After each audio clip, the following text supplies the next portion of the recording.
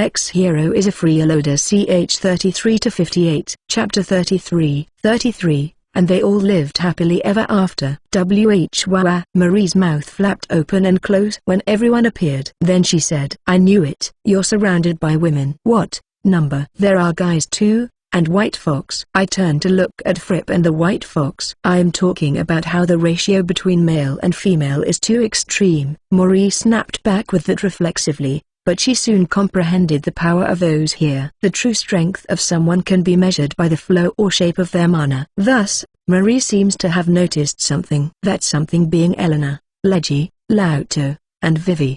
You perhaps the demons that Rainey rescued 5 years ago. The 4 of them were surprised. "I never thought you would have remembered." "I remember everyone who approaches my Rainey," Marie replied immediately to Elena's words. But after saying that, Marie cast her eyes downwards. "I see. So, you all, if I consider the existence of these harlots who enticed Rainey with their womanly charms, they are all enamored with little Beau. Saint Marie, the war god Gladius has entrusted me with a message."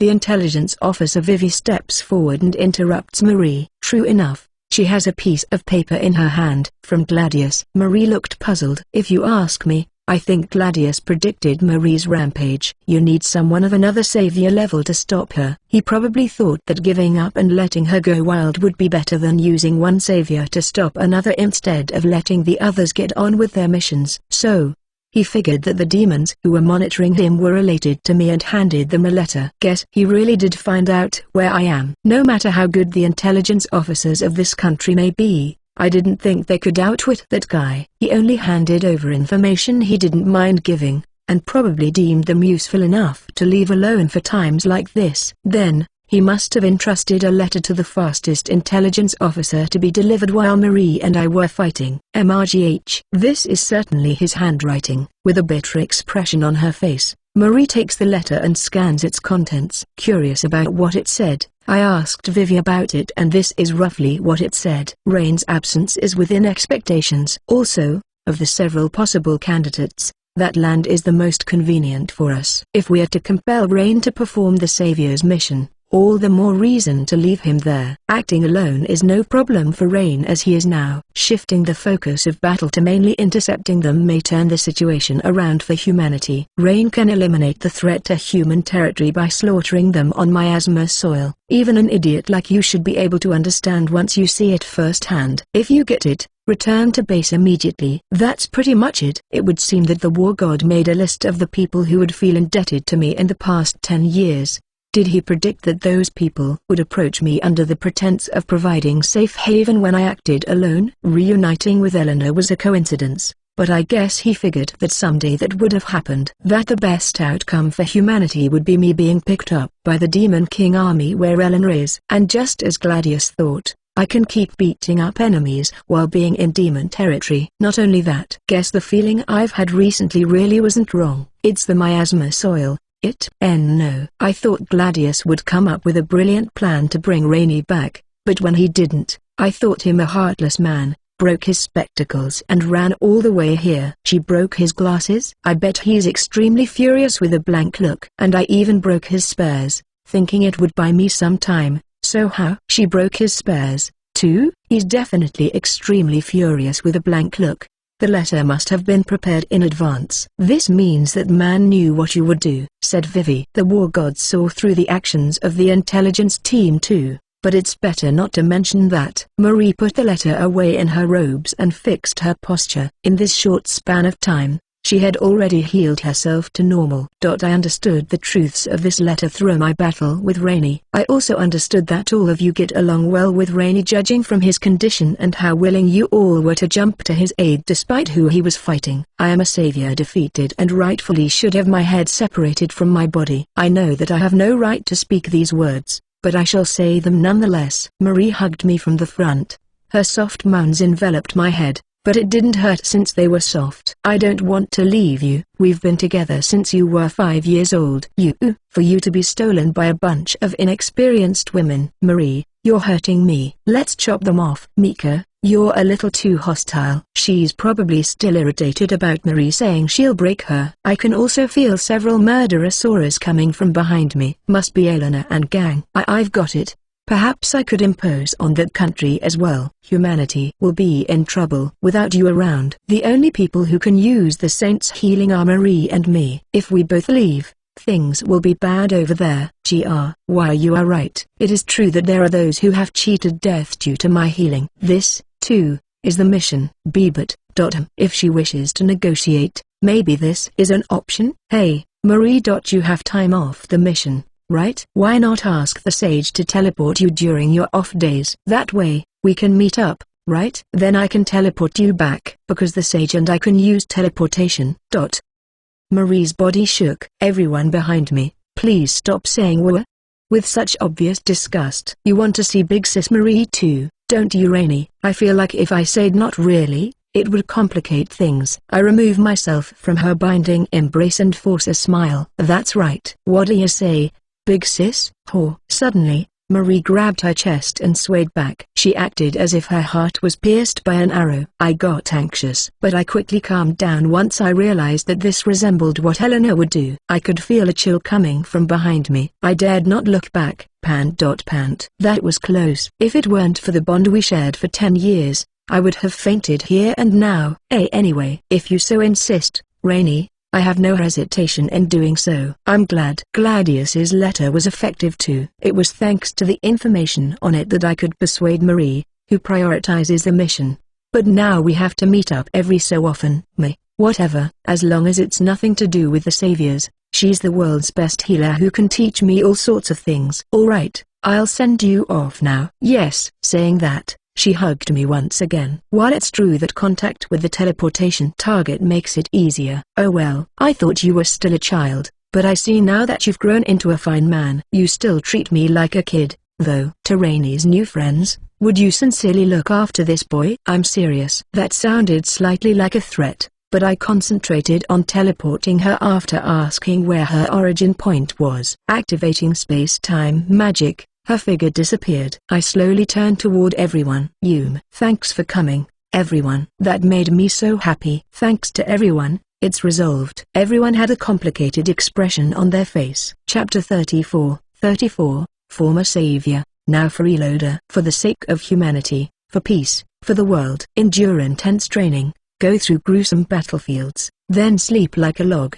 The next time I opened my eyes, everything I hated was over. One day, I was looking out the window and decided that I, too, will attain a normal life of living every day, smiling like a child. I've dreamt of that day coming over and over. I wish I could tell the me at the time that it isn't an unattainable dream. That the day you're dreaming of will one day come true. Freeloader Rain, it is time to rise. Something fluffy is rubbing my face. Morning. It was the white fox's tail. It has no scent, perhaps because he's a sacred beast. Indeed. As usual, I have to start by moving the little ones out of the way first. To my left and to my right, the rabbit-eared Carrow and the fox-eared cling to me. And today, the cat-eared girl is sleeping on top of me. Ever since I fished with her, she became more attached to me than before. I suppose that is the power of food. I totally get it. It's quite a hassle to remove the kids. For example, if I were to move another kid will just pop into the empty gap. Aren't you geese sleeping? Since the kids stubbornly pretend to be asleep, I've recently started tickling them a little. They soon reach their limit and burst out laughing, dispelling their pretend sleep. Master Hero, it is Ferris. There was a reserved knock on the door. Yeah, I'm up. A black-haired beauty entered. It was the maid, Ferris. I get dressed, attach Mika to my hip, and head toward the dining room. Recently, I have been sharing the dining table with the company of the siblings, Fripp and Muri. Fripp says that Lauto has been casually asking him to bring me along to the academy again. By Muri's side are her escorts, Leggy and Asla. After breakfast, it was time for Fripp to go to the academy. For Muri and the kids, it was study time. So Rain, on the way back to my room, Eleanor called out to me. Oh, what's up? Could I have a moment of your time? This seems serious. Of course. We moved towards her room. We sat in chairs opposite one another, with a table sandwiched in between. I am so sorry about the matter with the saint. Sorry about what? I did my best to ensure Serene had a safe and pleasant life as a freeloader, but now the saviors know where you are. Oh, forget about it. It's fine. I asked the Saint Marie how she found out where I stayed and replied with loath. The person in question seems to believe that, so I couldn't get anything more out of her. But there must be something. There is no way I could. Every day has been filled with joy ever since I reunited with you, Eleanor. That's enough for me. I am honored. She endured it. Eleanor is still conscious. Her breath is ragged, but it looks like she endured. I wait for her to calm down, then continue. Oh yeah, I haven't seen Vivi in the past few days. It would seem that she is disappointed that her subordinates' movements were read by the war god, so naturally, she is retraining them. What a hard worker. Are you going to work, too, Eleanor? The air around us seemed serious, so I thought so. Enemy forces have been sighted attempting to invade the border, and I am to intercept them. Mika and I will go with you. No, there is no need. This is not worthy of your attention, Serene. No, please, I want to. If you don't think I'll be in the way, let me go with you. You are worth 1,000,000 soldiers, Serene. Ahaha. That's too many. With the rate you're improving, that joke might become a reality. We teleport to the nation's border. The demons aren't just aiming for human territory. They also fight with their fellow demons, especially peaceful nations like Eleanor's that they find disagreeable. These types of battles seem commonplace. While Eleanor was talking with some bigwig of the army, I spot the enemy. Wanna get him? Yeah, but first, do the thing. The usual. After I say that, Mika talks in my stead. If you run home with your tail between your legs, we'll let you keep your lives. At that moment, the enemy forces let out a fearsome cry of anger and started charging forward. It sounds like a taunt when Mika says it. I run further forward than my allies and swung Mika sideways. My slash looks like it cut nothing, but with extension, it extends exceedingly. More specifically, I am able to cut anything in my field of vision. Thousands of enemy bodies are split in half in an instant. Some of them survived, but nothing the others can't handle. A few seconds after the battle started, it was over. 0 losses on our end. All good. My allies seem a little stunned, but that happens quite a lot, so I just let them be. Looks like Gladius was right. Yeah. Suppose that a person likes something. I'm sure that actual thing gives that person a sense of fulfillment. Right? It's like how I like pancakes. It's delicious and eating it makes me feel happy. Why are there so many demons who like to fight? Honestly, for the longest time, I thought that it was for the sake of winning itself, reason be damned, and in fact, many of them are like that, but not all of them. By killing an enemy on miasma soil, their strength can be taken. That is the story that is told on their end, but this strength is actually a person's soul or their mana. While the human territory, who are fighting a defensive battle and have not yet invaded the miasma soil, have not noticed this. I have felt that I have been getting stronger and stronger by defeating enemies in demon territory. Ever since becoming a freeloader, I have gained the power of the countless demons I've defeated and that of those king guys. The only ones who can get stronger this way are the hero, saint, and sage. The other 3 cannot last long in the miasma soil due to their mana. The saint's healing plays a big role, and the sage's magic is necessary for counterattacking. There is at most 1 pawn that can move freely. Me going over to demon territory is not a bad choice for humanity. After all, I'm the guy they already call the strongest, and I can get even stronger by defeating enemies here. I don't want to kill if I don't have to, but I will not hesitate to kill the battle-hungry demons that don't surrender. It isn't realistic to capture them all and lock them up, so I have no choice but to defeat those that come at me. Besides, this way I could become strong enough to beat the god-level demons that have yet to appear in this world. If can beat them easily, I would. One day, I might be able to march into Makai and take out all the bad guys, just like the talk I had with the saviors. If I do that, there just might be an end to this war. Who the hell are you? Yelled someone. Looks like it was one of the enemy survivors that Eleanor captured. Who am I? If I had to say, I'm an ex-savior, now freeloader. Chapter 35, Happy Fat Freeloader. Here, I guess. I am currently sitting across Eleanor separated by a table. On top of said table is a board. On a square board separated into several squares are a number of game pieces. These pieces are divided up into a number of roles, each one dictating how that piece can move. A game where we each take a turn to move a piece, and the one who crushes the enemy king is the winner. When it was my turn, I picked up a piece, moved it over my enemy's piece, and defeated it.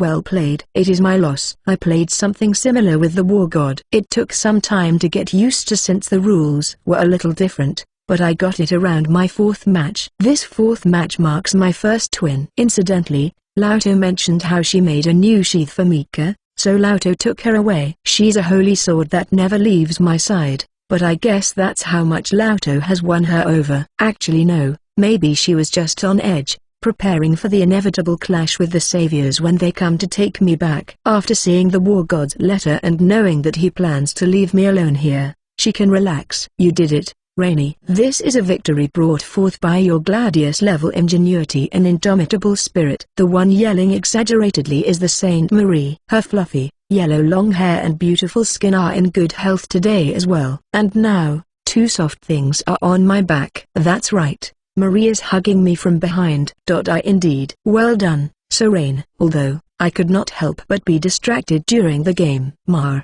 Lady Marie, why are you hugging Serene? At first, I was casually playing a game with Eleanor, but then Marie appeared. It seems she is utilizing her time off to come visit me. Unlike how she rampaged her way here last time, she was teleported here with the sage's space element magic. She understood that I was taking part in a game and wordlessly picked me up and sat down again.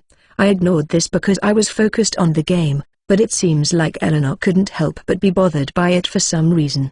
Does a sister require a reason to hug her brother? Said Marie, proudly. The big sis I blurted out in order to get her to go home amicably turned out to be very precious to her. I have not forgiven you or any of the other saviors for how you treated Serene. Eleanor is staring daggers into Marie. Marie cocks her neck. Well, we did what was necessary to carry out the mission. It was heartbreaking, but just how many lives were saved by Rainy's efforts? I seem to recall that you are one of those lives he saved. Yes. Are you trying to justify it? We are not arguing about what is just and what is not. This is about what was necessary. And what was necessary was the power of the hero for the sake of humanity and the innocent such as yourself. Even so, you saviors who forced him could have treated him like family. Is that not for Rainy to decide? This argument will never end. Eleanor and Gang's opinions based on ethics or humane treatment are correct, of course. However, just how many thousands or tens of thousands of people would not be alive today if the five saviors had obeyed those rules? As for me, I don't care about it anymore, so I don't want you two to fight over it. It's not as if life with the saviors was only filled with bad memories. I don't really get it, but if you're bothered by this, would you like to try it, Eleanor? By it, I mean the whole hugging me from behind thing. Marie is wary of how she behaves as a savior, so she doesn't act like a big sister in the public eye. Since this is demon territory, she's probably releasing her normally pent-up desires. I think that's fine, and I don't mind if Eleanor is bothered by it.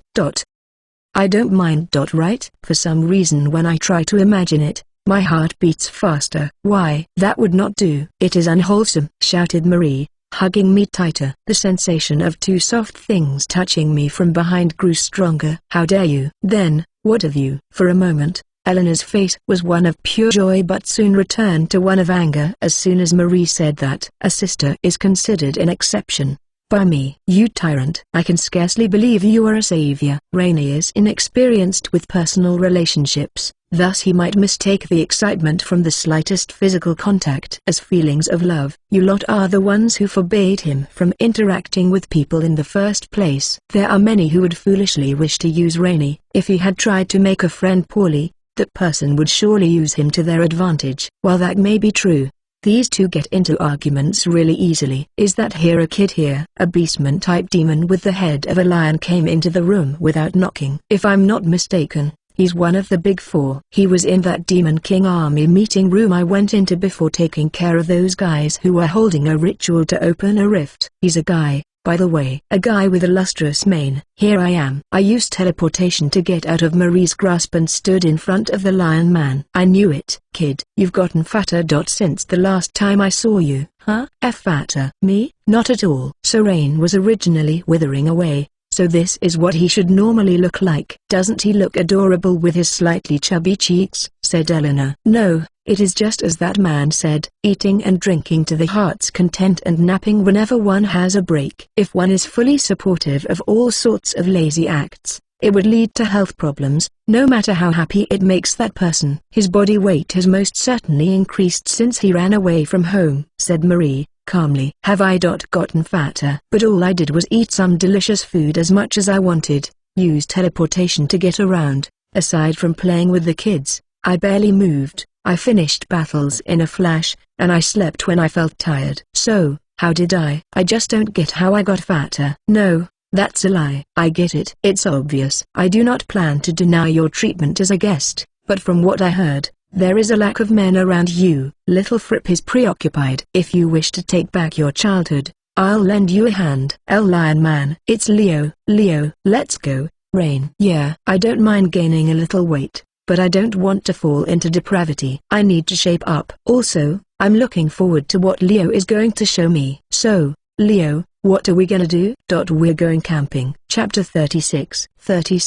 Before the camping trip with Leo. I've gotten a little fatter. One of the big four has agreed to help me lose weight. That person is a large, male demon with the head of a lion. Leo seems like he's responsible for managing the army. Eleanor is leading an elite group who have been approved for independent investigations. I also heard that they rely on her teleportation spell, so she's given a lot of jobs. Incidentally, the intelligence department is under the Demon King's direct jurisdiction, so Vivi's boss is not Eleanor, but Old Man Demon King himself. As for the remaining two members of the Big Four, one of them is the head of the magic user squad and the last one seems to be a farmer. Hey farmer? I was curious for a moment, but then again, food is quite important. To be promoted to the ranks of the Big Four must mean that that person has something great. Alright, first, we head to that mountain on horseback. By the way, I teleported the Saint Marie back to human territory. Eleanor wanted to tag along, but she's a very busy woman. She headed for a mission with her subordinates, who came to pick her up. Huh? Can't we just teleport there? It is that laziness that made you fat. This is a trap set by the teleportation spell. Its overconvenience is not good. That said, even though I used it all the time, space elemental magic can only be used to teleport a short distance despite the enormous amount of mana it consumes. A while ago, I teleported over and over again to save the white fox, but Eleanor, who was with us, was losing mana rapidly. In other words, I'm one of the only people in the world who can say that. Using teleportation too much and not using your legs will make you fat. I'm getting a little embarrassed. Oh well, I feel like it's been a while since I rode a horse anyway. I wouldn't say playing indoors is a bad thing, but I think taking a long ride on a horse is good too. Ah, I see. It's not about the destination, it's about the journey. Huh? I've never really experienced that, so this will be a new sensation. By the way, why did you decide to take me camping with you, Leo? I can understand the Seven, a term coined by my partner, Mika the Holy Sword. They are a group of 7 women who I saved in the past and they feel indebted to me, so I understand them doing things for me. But I've never even met Leo before. I was able to get some free time. Is that so? The Demon King, the Big Cheese, is constantly maintaining the barrier that protects this country from the miasma. The Big Four has no such thing as free time. In fact, Eleanor makes use of the spare time in between her busy hours to come to see me. Also recently, I have been given money to use freely, like pocket money. I asked about the currency situation in this country, and it seems that I was given roughly the monthly income of an adult male. I get that much every week. I am becoming more and more of a freeloader as the days go by. No, I am undeniably a freeloader. I can't even think of what to use it for, so I've been saving it. If I decline, she looks so sad, so I can't refuse. I've gone off topic. Anyway, there's no way Leo has free time. If there's any reason to spare precious time with me, excluding something for the good of the Demon King army, it's most likely Rain. Yeah? We left the room, walked down the corridor, down the stairs, and headed outside. I hear that your body is in good shape. I knew it. Yeah, it's pretty good. I think I've gotten stronger than when I was in human territory. It looks fat, though. Leo let out a faint thud and then went back to a serious expression. Are you already aware of fighting within demon territory? No, within miasma soil? I found out recently. Miasma, that which fills Makai. It alters the surrounding flora and fauna and erodes the soil. This miasma seeps in through the rifts that connect this world and Makai. Also, it seems there is a portion of demons who know a way of spreading the miasma, and even if the miasma is left alone, it spreads by itself gradually. The lands afflicted by the miasma are called miasma soil and are no longer an environment that people can live in. It is very difficult to purify the land, putting humanity into a situation where they have to defend themselves while slowly losing land. Recently, it seems that they have been having an easier time defending, but the threat of the miasma is still a big problem. You have gained a tremendous amount of power in a short period of time. Looks that way. I don't know what role the miasma plays in this, but it would seem that killing someone on miasma soil allows the killer to steal the dead guy's power. In other words, you can become stronger just by killing the enemy. I have already killed several kings of Waitavers and have grown in power by an alarming amount. Has your mind experienced any abnormalities? I'm fine. I was thoroughly examined by the Saint Marie. She wanted me to be naked for that for some reason, but Helena and gang put a stop to that. Anyway, there seem to be May whose personalities become more and more ferocious as they get stronger this way. Rather than attaining the enemy's strength, I think it's more accurate to say that the soul of the murdered is being taken in. If I think of it as getting stronger by taking in the soul of those that were just killed. I can see why many would start going weird. In my case, I think the hero crest may have something to do with it. It's true that there doesn't seem to be a problem. I guess this is something a military man who climbed his way up to the Big Four can tell just by observing me directly. That's 'cause I'm a savior.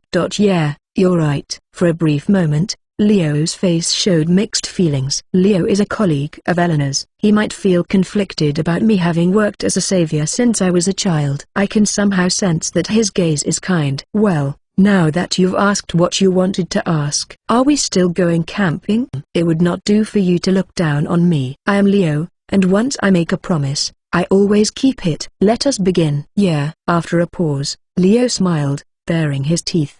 I'm already in the mood for camping. I won't be able to get any work done until I've had my fill. Ahaha, good. I'm kinda looking forward to this too. I knew he was kidding, but he said it so joyfully that I couldn't help but laugh. Rain the freeloader. If you wish to ride, do it on me, rather than a horse. Now, when I was about to ride a horse, the white fox appeared out of nowhere. He deftly held Mika in his mouth. Hey, be careful, Fluffy. This is a new sheath. I won't let you off easy if you leave any bite marks on it, okay? My partner, Mika, is the same as ever. With a wry smile, I take her from the white fox. Mika and the white fox both sensed my movements and followed me here. I thought that the white fox would be guarding the fox here, but when I asked, it seems that the kids are currently with the black-haired maid Leggy and the red-haired maid Esla. There certainly isn't any need to worry about those escorts. I feel that way too. I wonder why. I guess it's just a feeling. Passing the time within the castle isn't bad. But it is nice to run on the ground, is it not? So it is a feeling. I guess even sacred beasts need a break. Sure, let's go. Is that alright, Leo? I knew of its existence, but for you to truly have a friendly relationship with a sacred beast, as expected of a hero. I suppose. He seems shocked for some reason, but I don't think he's against it. Were you trying to leave me behind? I didn't wanna interrupt your time with Lauto. You don't have to worry about that, just take me wherever you go. You got it, partner. Then it's fine. She seems happy. The sheath feels good. Thanks. Alright, she's totally in a good mood now. Leo straddled a black horse, while I got on the white fox. Let's go. I'll say this first, once we get to the foot of the mountain, we're climbing it on foot. Understood. I didn't think that I would be climbing it while riding the white fox or using teleportation. At any rate, camping, huh? I wonder what the meals are gonna be like. Chapter 37. Walking in the woods with Leo. Since becoming a freeloader of the Demon King army and experiencing to the fullest the life of a normal person so far, I have gotten slightly fatter. This is because teleportation is all too convenient, which is fine. Leo of the Demon King Army's Big Four invited me to go camping. This is also fine, begrudgingly accepting the sound argument that the reason I gained weight is that I'm teleporting everywhere and not using my legs. We are going to climb up the mountain to our destination the old-fashioned way. I am riding atop the sacred beast white fox I saved not too long ago until the foot of the mountain. My talking holy sword partner Mika is coming along too. This camping thing seems to be different from what I did when out with the saviors, so I'm curious. But to be honest, I've gotten way too used to walking through mountains, so I have no interest. I'm just seeing this as some exercise to get rid of a bit of flab. Even though this is a forest in demon territory, this area's quite beautiful. Upon my mutterings, the lion-headed beastman Leo gave a big nod. This is all thanks to the power of His Highness. Ah, you got that right. This world and Makai are often connected by rifts opening. The miasma that seeps through pollutes the soil of human territory, and people cannot live for long periods of time on it, excluding a portion of special individuals. Miasma that demons are fine with, but poisonous to humans, or so we thought, but there are demons who hate the miasma too. The boss of Eleanor, the woman who supports me, is none other than Old Man Demon King and is the savior of those demons. Verdant nature similar to that seen in human territory is extremely precious in demon territory. What do you think? It's different from when you're in the middle of rushing to battle, right? It's better. Those words sound like they came from personal experience. Yeah. It's different. Totally different. Honestly, I was shocked. I pay attention to my surroundings even during military operations. I have to be vigilant, of course, but I don't take in the sound of the wind, the shaking of the leaves, the footsteps of animals, the chirp of the birds, the flapping of their wings, the lights and the shadows, the heat, and the smell. I only take in information regarding my enemies and allies, who knew that just gazing at nature with no responsibility, no need to watch out for anyone, would be this different. I wouldn't say I'm having fun or that I love it, but I do think that it's kinda nice. Nice enough to realize that it's a waste to skip through all this using teleportation. Eleanor and the others seem to just want to spoil you, but receiving purely kindness is not normal. I believe a freeloader's life with just them is an unbalanced one. Is that why you invited me out? Everyone in the Demon King army sure is kind. Leo suddenly reaches out a hand to violently stroke my head after I said that. As a warrior and soldier, I think your accomplishments are astounding. Be they humans or demons, just how many innocents' lives have you saved at such a young age, I wonder. I just did what I was told. It's not something just anyone can do. But at the same time, as a man, I was worried. You must have experienced so many things that a child shouldn't. I already said I didn't care about it. Leo let go of my head and smiled broadly. Indeed, you should live a life of happiness, advancing without worry. Depravity and happiness are different. It is better to go through all sorts of experiences in order to find your own happiness. This may be a somewhat troublesome mountain hike, but perhaps you will find inspiration. You really are a good person, after all. The wind blew. It brushed my face and flowed behind me, which felt pleasant, I'm sure. Maybe. Well, aren't you a nice guy? Usually, when you hear beastman, it gives the impression of some kinda savage barbarian.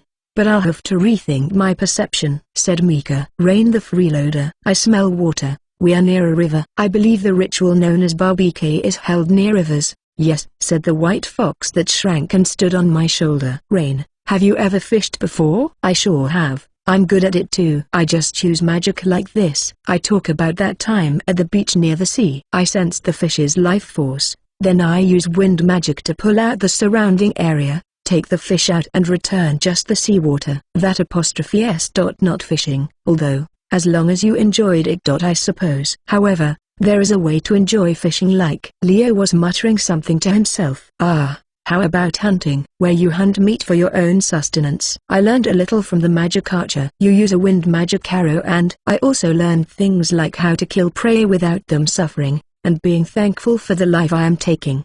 Having too much talent for magic can cause problems too.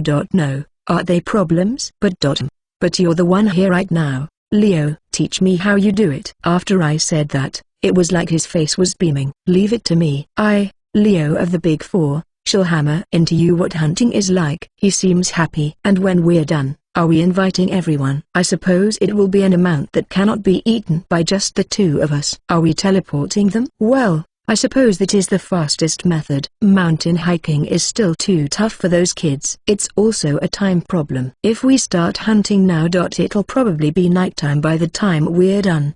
What? Did you have fun hiking? Oh, maybe. If that's the case, then good.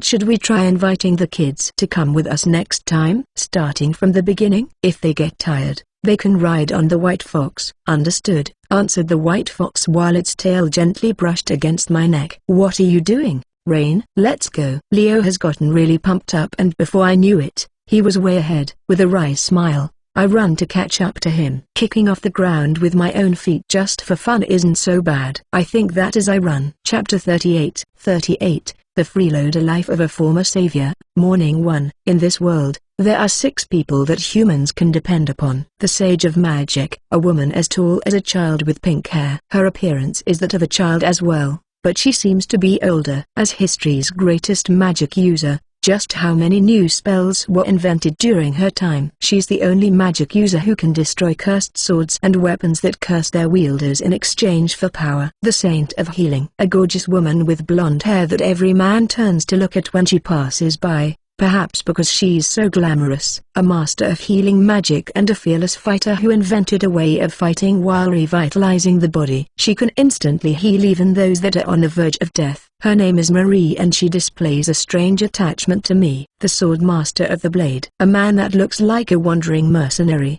distinctive by his red hair and cloth covering his eyes. He lost his eyesight due to a cursed sword, but his skill with the blade can be called the best among humanity. Unlike the other saviors, he is an irresponsible personality and didn't force me to act more like a savior. The Magic Archer of the Bow, an androgynous appearance with green hair and ears that end in a point. They always have a hood on, as if they don't like those 2 features. They never miss with a bow. After hearing that I disappeared, they have been searching for me on their own. The Resourceful War God, a bespectacled man with blue hair and a face as expressionless as steel. A sly individual who comes up with plans that think of everything. His plans and the saviors who have the strongest powers in history are the reason that humanity has yet to perish in the face of a demon threat. There are 6 saviors in total. The last one is me, the all-powerful hero. Among the saviors who can grow as much as possible depending on their efforts, the one who has an aptitude for everything is chosen. To me, the other 5 were my mentors and the people who forced me into the role of savior. According to the talking holy sword Mika, I appear to be the strongest hero. Currently, that hero has quit the saviors and is under the care of a certain demon country. To be blunt, I'm a freeloader. In the morning, I open my eyes feeling the weight of something other than the futon. This would be unthinkable in the past. I would awaken the moment there was a shift in my surroundings. Now, this is something I only notice when I have had a good night's sleep. Are my senses deteriorating or am I just taking a step closer to my sought-after normalcy? But I think the truth is that I'm probably just used to the true identity of this weight. On that day, it was the fox-eared girl, a child that lost her home, had the white fox that protected them snatched away and fell into despair. While I can't bring back the people who've lost their lives, I successfully rescued the white fox that was captured by the bad demons. Ever since then, I think she's become a lot more cheerful than before, although it seems she was a girl of few words and quiet. To begin with, there seemed to be many who didn't notice many changes. Lying on top of me, clings to me as if she doesn't want to let me go. While smiling wryly at her actions, I pat her head once and look around by just turning my head. Found it. What is it? Rain the freeloader. The aforementioned white fox, now the size of a regular fox, approached me. I grab it and attach it to Then, lets go of me and hugs the white fox. MRGH. I cannot breathe. I move her aside and sit upright now that I have been released from the weight on my chest. The demon children that I and one more person rescued just before I became a freeloader slept peacefully atop my bed. When that person and I are nearby, the girls feel safe. I guess you could say they adore us. Morning, rain. In the corner of the room is Mika, the holy sword plunged into a fallen boulder. Someone said that a sword that is stabbed into a boulder or the ground is very holy sword-like. Morning. After exchanging greetings with Mika, there was a knock on the door, almost as if they were waiting for the time that I awoke. This is Ferris, the black-haired maid Ferris, a race of demons that grow horns called Magians. Other than that, there are no noticeable differences with humans. I'm awake, come in. She waited for my reply, then entered the room. As usual, she has on a gentle smile. What would you have for breakfast? Lady Eleanor has only just made her return. Eleanor is a magic swordsman who is one of the big four of the Demon King army and someone I am indebted to. She is the one more person that I rescued the girls with and also the woman who invited me to become a freeloader. She is a beautiful and kind person with long silver hair and eyes as blue as the sky. Unlike her usual cool impression, she acts oddly and has a nosebleed whenever I am around. but she is a good and gentle person. Is that so? If Eleanor is fine with it, I'd like to eat together. That is exactly what she thought you would say. So Lady Eleanor is already ready and waiting in the dining hall. I see. Then I better hurry. I wake the little ones by saying breakfast time. There are those who responded promptly to the mention of food by leaping awake out of bed, and there are those who went back to sleep, having lost their battle against drowsiness. With the help of Mika, the White Fox, and Ferris, we wake everyone. Now then everyone, kindly have a change of clothes first. There is a maid waiting for you in the next room. The kids followed Ferris's instructions and left the bedroom. The rabbit-eared Kara muttered, I can get changed by myself.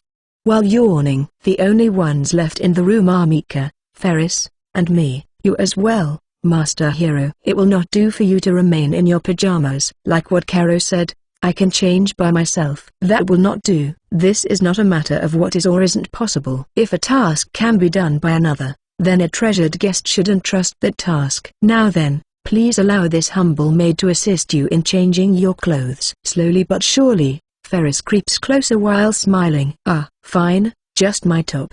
Please. Do not be shy. Just my top, please. Understood. Ferris is smiling broadly. I knew it. Just when you think she's pushing it too far, she pulls away just before it feels insistent. I somehow manage to change my pants by myself and head towards the dining hall with everyone.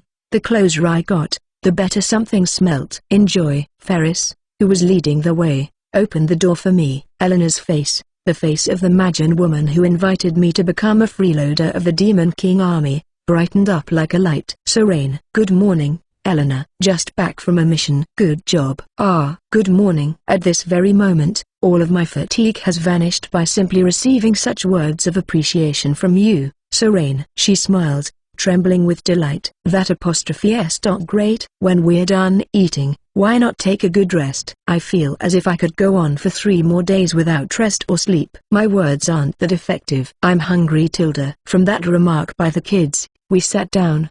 Before long, hot food was brought to the table. The meal passed by peacefully. Recently, my mornings have begun to start like this. Chapter 39. The Freeloader Life of a Former Savior. Morning. 2. I am currently being supported by a peaceful nation of demons. The 7 demon girls I rescued 5 years ago were taken in by this nation, and they seem to have had a successful career in the past 5 years. Reuniting with Eleanor, the silver-haired magic swordswoman who worked her way up to one of the big 4 of the Demon King army, was pure coincidence. I ran into her in the Orc boss's room when I attacked the base of the bad demons who kidnapped human kids. She said that she, too, came in search of bad demons who kidnapped demon kids. Human and demon children were being traded as slaves in that place. The kids who are currently spending time with me are the kids who couldn't find a caretaker. Kids whose families were already gone from this world, or kids who were abandoned. The Demon King army agreed to take in those children, including me. And so, after breakfast alongside those children and Eleanor, the kids all leave the dining hall to study. It seems that they sit at a desk every day together with Miri, the Demon King's daughter. Now, what should I do? Serene. Eleanor calls out to me. Yeah, this has become a habit of sorts. Eleanor hands me a leather bag filled to bursting with gold coins. My allowance. She seems to feel joy when handing it over to me. Here is today's allowance. Thanks. Eleanor treated my word of thanks as if thanked by the divine by clasping her hands together. No, please. I should be the one thanking you for graciously accepting it. Due to the amount of gold coins in it, the bag can't even be closed properly. I accepted, feeling the firm weight of the bag. I truly am grateful for it.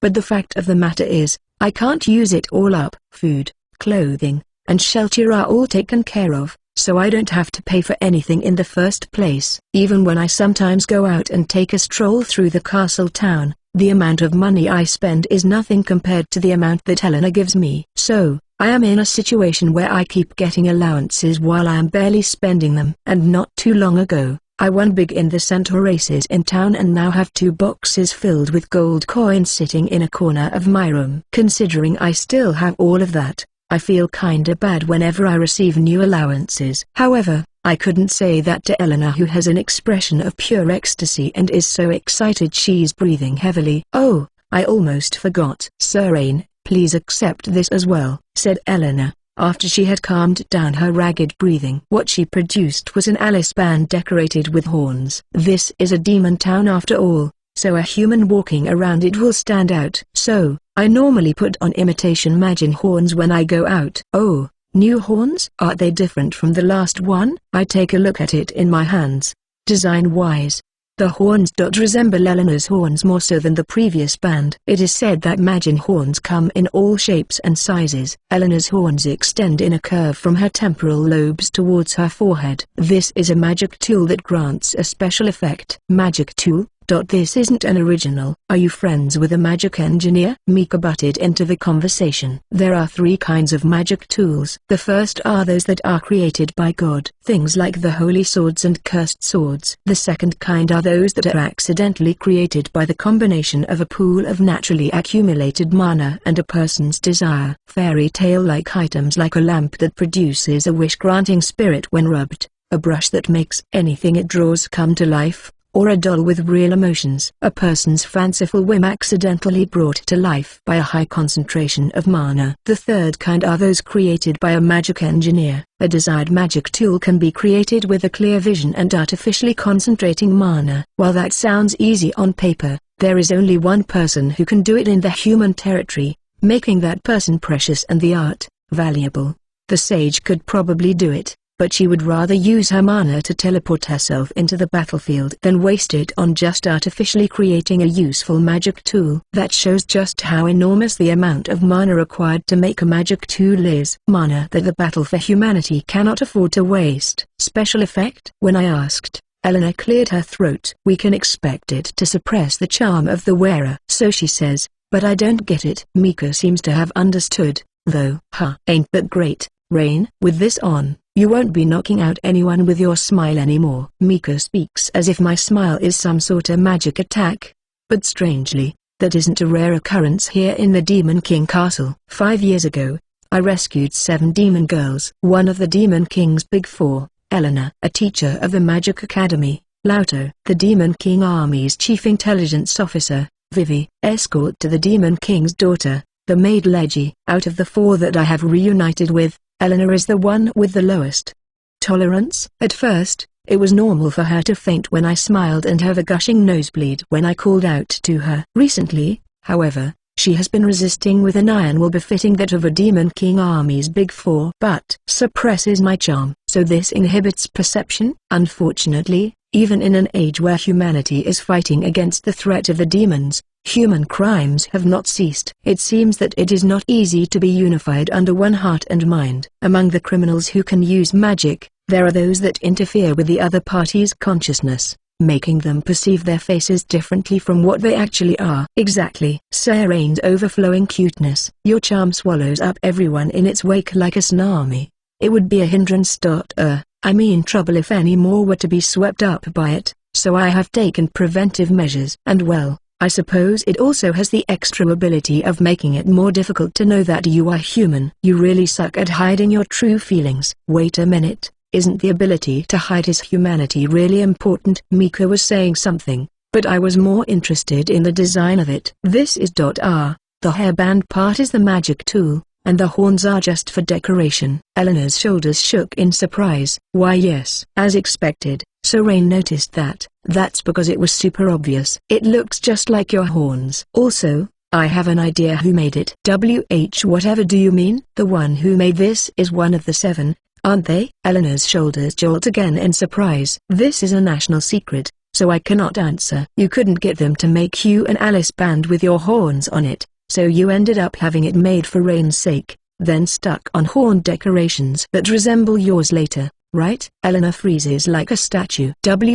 Why of course not. That is not at all what I, Eleanor, would do. You actually had this made just for me? That must have been rough. Considering the abilities of the engineer, this probably took less mana than people would expect to create a magic tool, but it is still a considerable amount. When I told them that it was for your sake, they finished it in one night. If anything, I think the ability you girls have to get things done is incredible. It looks like there is no use in deceiving you anymore. Well, I'm sure she was more than happy to be of use to you, so Rain. In other words, Mika was right. The magic engineer of this country is one of the 7, a national secret. Well, that ship has already sailed for me. Not only do I know all sorts of delicate information such as the Demon King's family composition, the Big Four, the Magic Academy, or the intelligence officer that could spell trouble in the hands of the enemy. I am acquainted with all of them. I see. Could you thank her for me? No, wait, maybe I should thank her personally. Oh, no, now is not a. I see. Even though she's one of the 7, she still hasn't come to meet Rain, so she must have a reason to not be able to. Indeed, one of them is a Big Four like me, but she is dedicated to her work on top of the long out-of-town missions she is sent to. Yet another is quite a nuisance, so I do not wish to meet her. As for the engineer, she wants to meet you, but for you to say one of them is a nuisance, I wonder just how. I'm curious about that too, but we're talking about the magic engineer. She's busy, there is that, but she considers her work a form of art, you see, so when she is focused on one thing, she tends to neglect everything else. That period of concentration lasted for quite a while, so she is currently getting herself ready to meet you, so Rain.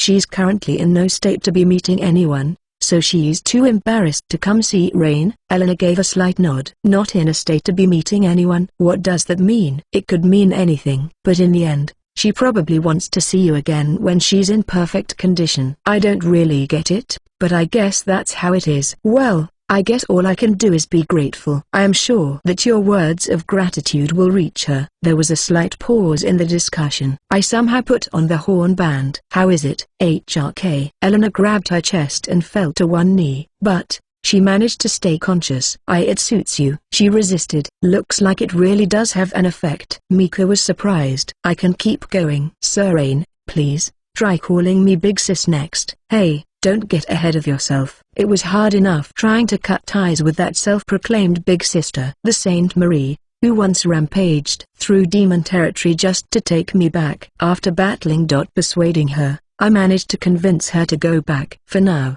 the sage will use space elemental magic to teleport her here during their downtime. I'll send her back the same way. Sometimes she arrives carrying letters from the other saviors, but they seem to be busy with something over there. Oh, right. Since you went to all the trouble to get this made, why don't I go out and test the effectiveness of the horn? If you don't mind, you could come with, Elena. Oh wait, you just got back from a mission, you must be tired. I'll go. Yeah, maybe another Tim. Wait, what? I'll go. Elena's face was so deathly serious that I subconsciously took a step back. When I did, Elena took one step forward. There is nothing wrong with my physical condition. In fact, if I were to go to bed right now, I would be unable to sleep due to the crushing regret of declining your invitation. I see. Well then, let's go just for a while. Yes, let us frolic in town till we drop. She's not listening. Well, if I can talk to Elena without worrying about her collapsing, then that makes me kinda glad. In fact,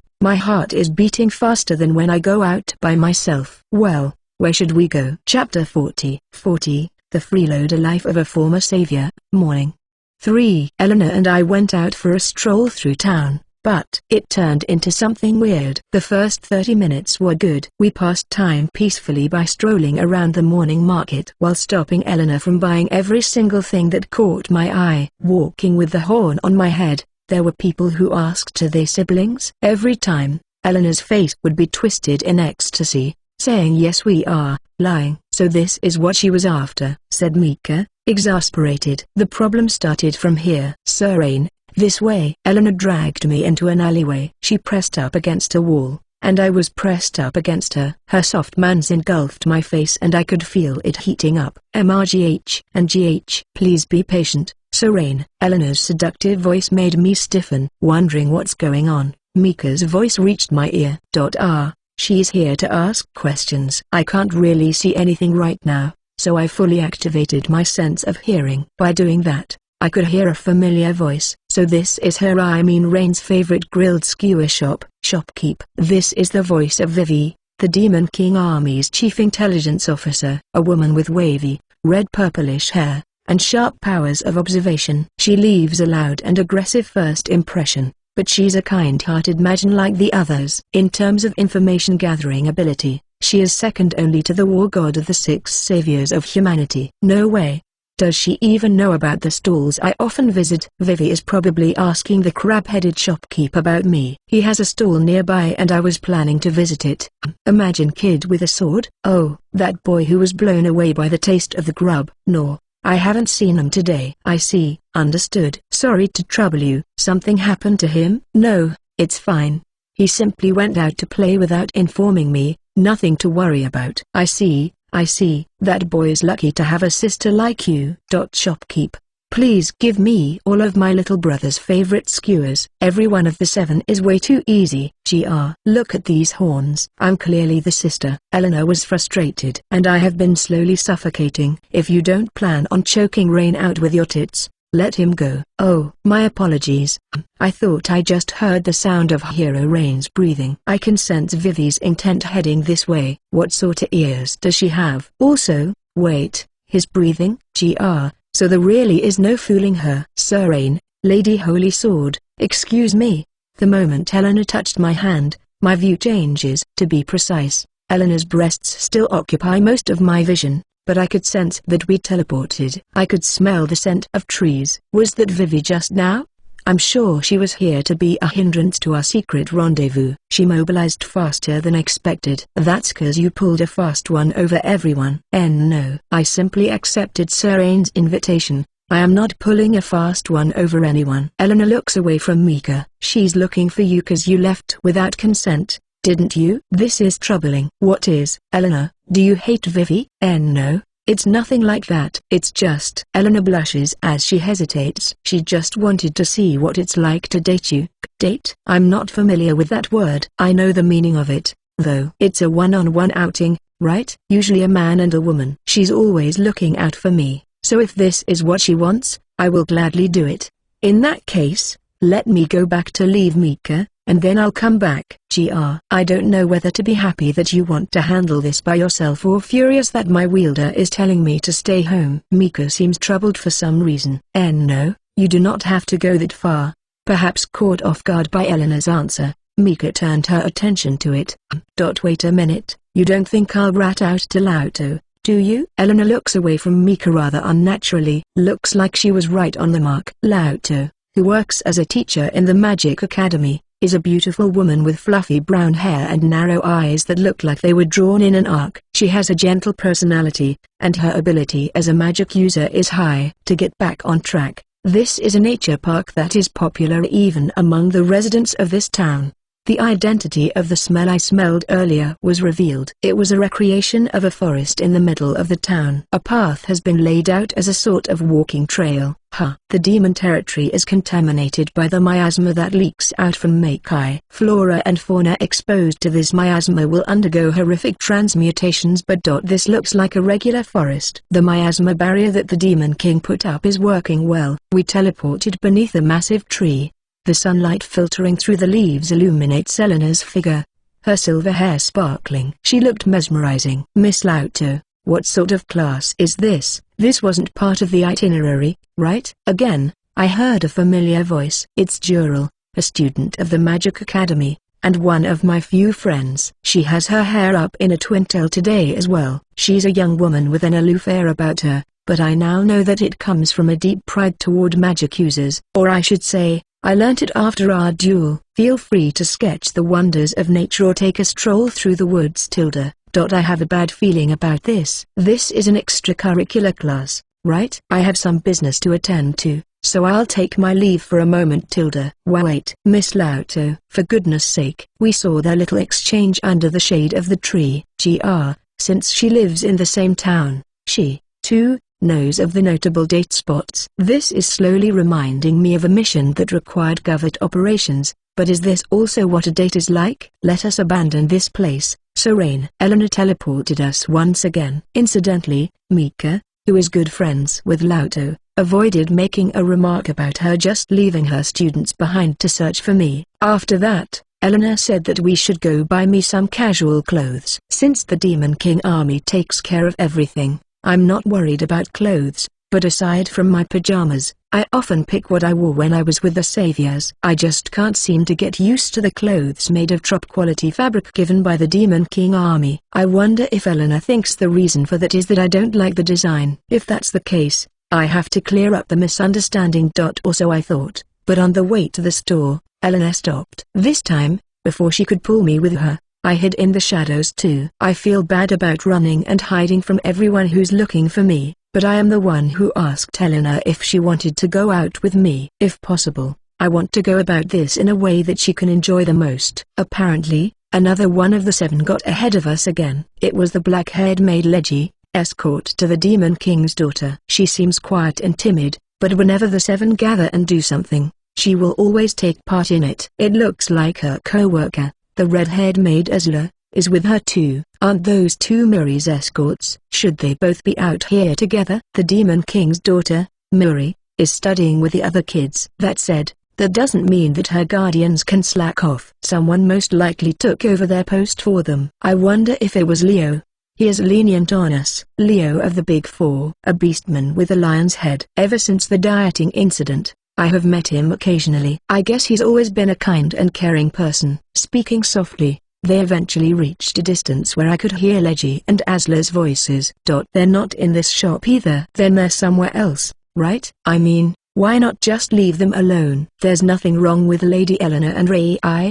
Sir here going out, right? Leggy sounded like she was in a bad mood, and Azla sounded tired. It's not fair if it's just Eleanor. Pure and simple jealousy, huh? Azla smiled wryly. Is going out with me. Really that fun or something? Looking at everyone running around searching for me, I couldn't help but say that life is short. People cannot be together forever. It's a normal emotion for them to want to spend time with the people they like and cherish it. I suppose due to the long life that Mika has lived, she sometimes waxes philosophical. Speaking of which, Imagine's lifespan isn't so different to that of the humans. Is that so?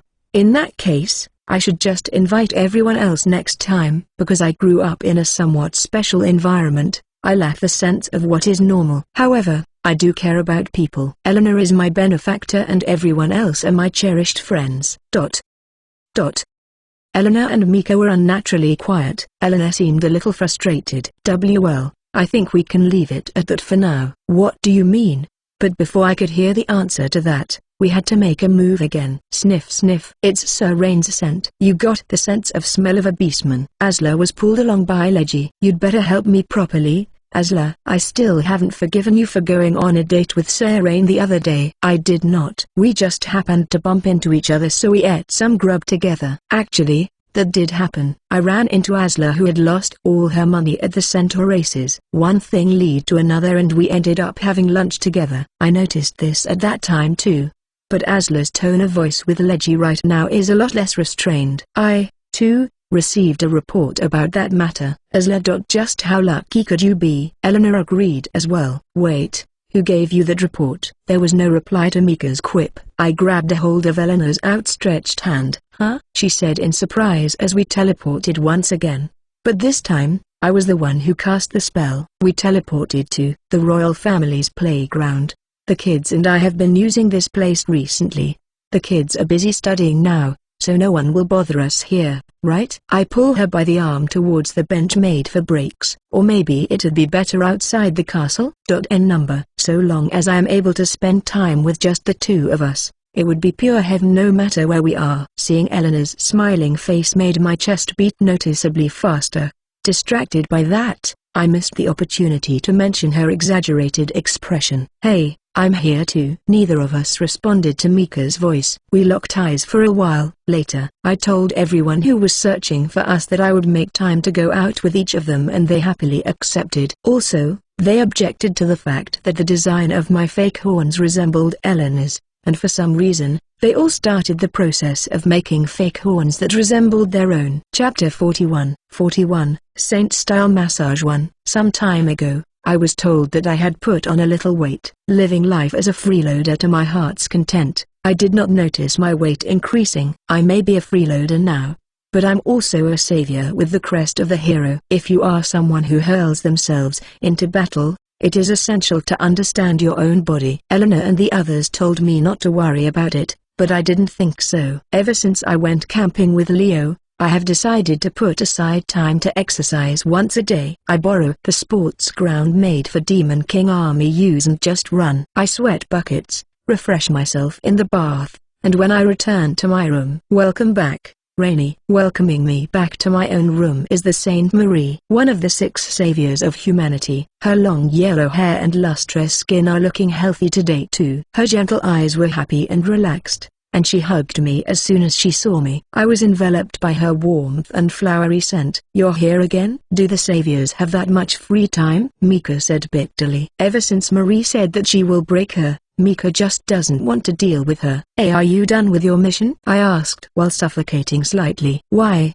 of course. We destroyed the Frozen Sword General in Icicle of the North, the Plague King in Mekal of the West, and the Beast Brothers in Waikara of the South. Now that I finally have time to rest, surely there is nothing wrong with me coming to visit my beloved little brother. Yes, there is a fixed rule when it comes to a demon's title. In order of descending strength, they will have either God, King, Duke, or General attached to their name. It's said that humanity, outside of the saviors, can just barely handle general-level demons. In regards to the Beast Brothers, they're probably on the level of the Big Four or the 10. Probably their ranking, or squad name, or group name. I see. Good work. Thank you. And it would appear that Rainy hasn't forgotten about the mission either. Your big sis is so proud. The miasma, the air that fills Makai. What came through the rift connecting this world to Makai was not just demons, but the miasma too. The miasma doesn't just drive flora and fauna mad, it also has other effects. If you were to defeat a demon in an area filled with miasma, you are able to obtain their strength. Since I became a freeloader, by occasionally going out and defeating bad demons, I have gotten stronger than before I was a freeloader. I'm sure she can tell how much stronger I've gotten since the last time we met. It's not like it's out of a sense of duty, but I'm not denying it either, so I'll keep quiet. There is no cure better than simply being together with you, Rainy. I just want to take you home. Inhale. She's taking in my scent to her heart's content. Has she still not given up on that? Marie lets out relaxed moans as she rubs her cheeks against mine. Looking at the state of her, the mission must have been pretty tough. Marie, who usually steels herself as a savior, sometimes gets like this. Even in that other time she came, I was on her lap the whole time as she hugged me. I'm not going back, though. HMPH. Marie puffs up her cheeks like a child. She hugged me tighter. Her body is remarkably soft, about as soft as a fluffy bed, but in contrast to that, she has unimaginable strength. Just where in her slim frame does such strength come from? I suppose the same can be said about me, huh? I got stronger by just training. That's the special trait of the humans who have the crest of the saviors. It's getting more and more painful. If you're that tired, you want me to give you a massage? Marie tilts her head at the words I uttered in an attempt to change the topic, perhaps losing her concentration. Her hugging strength lessened. I took this opportunity to escape from her embrace. Massage? Do you mean the service that is provided by those awfully dubious parlors that swallow frequents? Marie stared daggers into me. It's definitely not those massage parlors that the Sword Master goes to. One of the 6 saviors, the Sword Master Swallow. He is an elusive man, but there is no one who can compare to him in swordsmanship. A wielder of a cursed sword, he lost his eyesight in exchange. Whenever we stopped by a town, he would almost always go to a massage parlor. Everyone's bodies were healed by Marie's magic, so it had nothing to do with his physical condition. Marie had a grim look on her face, but it then turned red, as if she came to realize something. Rainy, by saying you want to give me a massage, are you indirectly asking to? We can't. I mean, it was inevitable that you would harbor feelings of love for one such as I, and I, too, am terribly fond of you, Rainy, but we are saviors. We do not have time to get carried away by feelings of love, so we're going to have to take this one step at a time as soon as we truly save the world. I already said it's not like that. Hey, doesn't it feel like she's been ignoring me this whole time? She probably is. Even though she has accepted the present status, Marie does not think well of Mika, who did nothing to stop my freeloader life. If you don't like, I won't force. Why? I said no such thing. The pressure was intense. Having said that, Marie cleared her throat. She seems to be embarrassed over her reflexively letting out a loud voice. I was merely surprised to hear you offer me a massage, Rainy. Such an idea most certainly did not come from your time with the saviors. Even with the bad influence of that sinful swallow, it seems unnatural. In other words, if I think about it. Marie's eyes dulled as a shadow was cast over them. What? Something happened in this freeloader life. Bullseye. In order to escape from Marie's earlier embrace, I just blurted out what came into my head. Tired. In need of healing. Massage. That's how I connected the dots. Just before this, a lot of things happened and I had the opportunity to receive a massage from Leggy. I must have agreed to it unconsciously. Which is it, huh? Did Rainey give the massage? Or were you getting a massage? Marie was smiling. A great, big smile. But the aura rising up from behind her is from when she's furious. If I lie here, things will just get worse. I got a massage, I guess. Well then, please tell me the name of this person. I will break every last obscene finger that dared touch Rainey's still young body. Calm down, Marie. I am calm. You are calmly furious. I was interested in getting one too. You know how not everyone can be kept in perfect condition by your healing magic, right? So, I just wanted to know what normal people experience when they're tired. This wasn't a lie. When I said that, Marie trembled, looked like she was sulking, and shouted. Then it would have made sense to ask me. Chapter 42. What kind of muscle? I alone am in charge of Rainey's health, handling things such as massages. This is an absolute disgrace. That person most assuredly only held thoughts of lust towards Rainey. Mika said nothing. Neither did I. I want to defend Leggy, but I'd be lying if I did. While I wouldn't say she was full of lust, Leggy was kinda excited during that time. Excited enough that her sister Ferris had to step in to stop her. In any case, it'd be trouble if she becomes a target. In order to change the topic and calm her down, I blurt this out. In that case, could I ask for one now? I can't change what I said in the beginning, so at least I can take this to its logical conclusion. Before I knew it, I was lying prone on the bed. Whoa. Isn't she faster than usual? She is.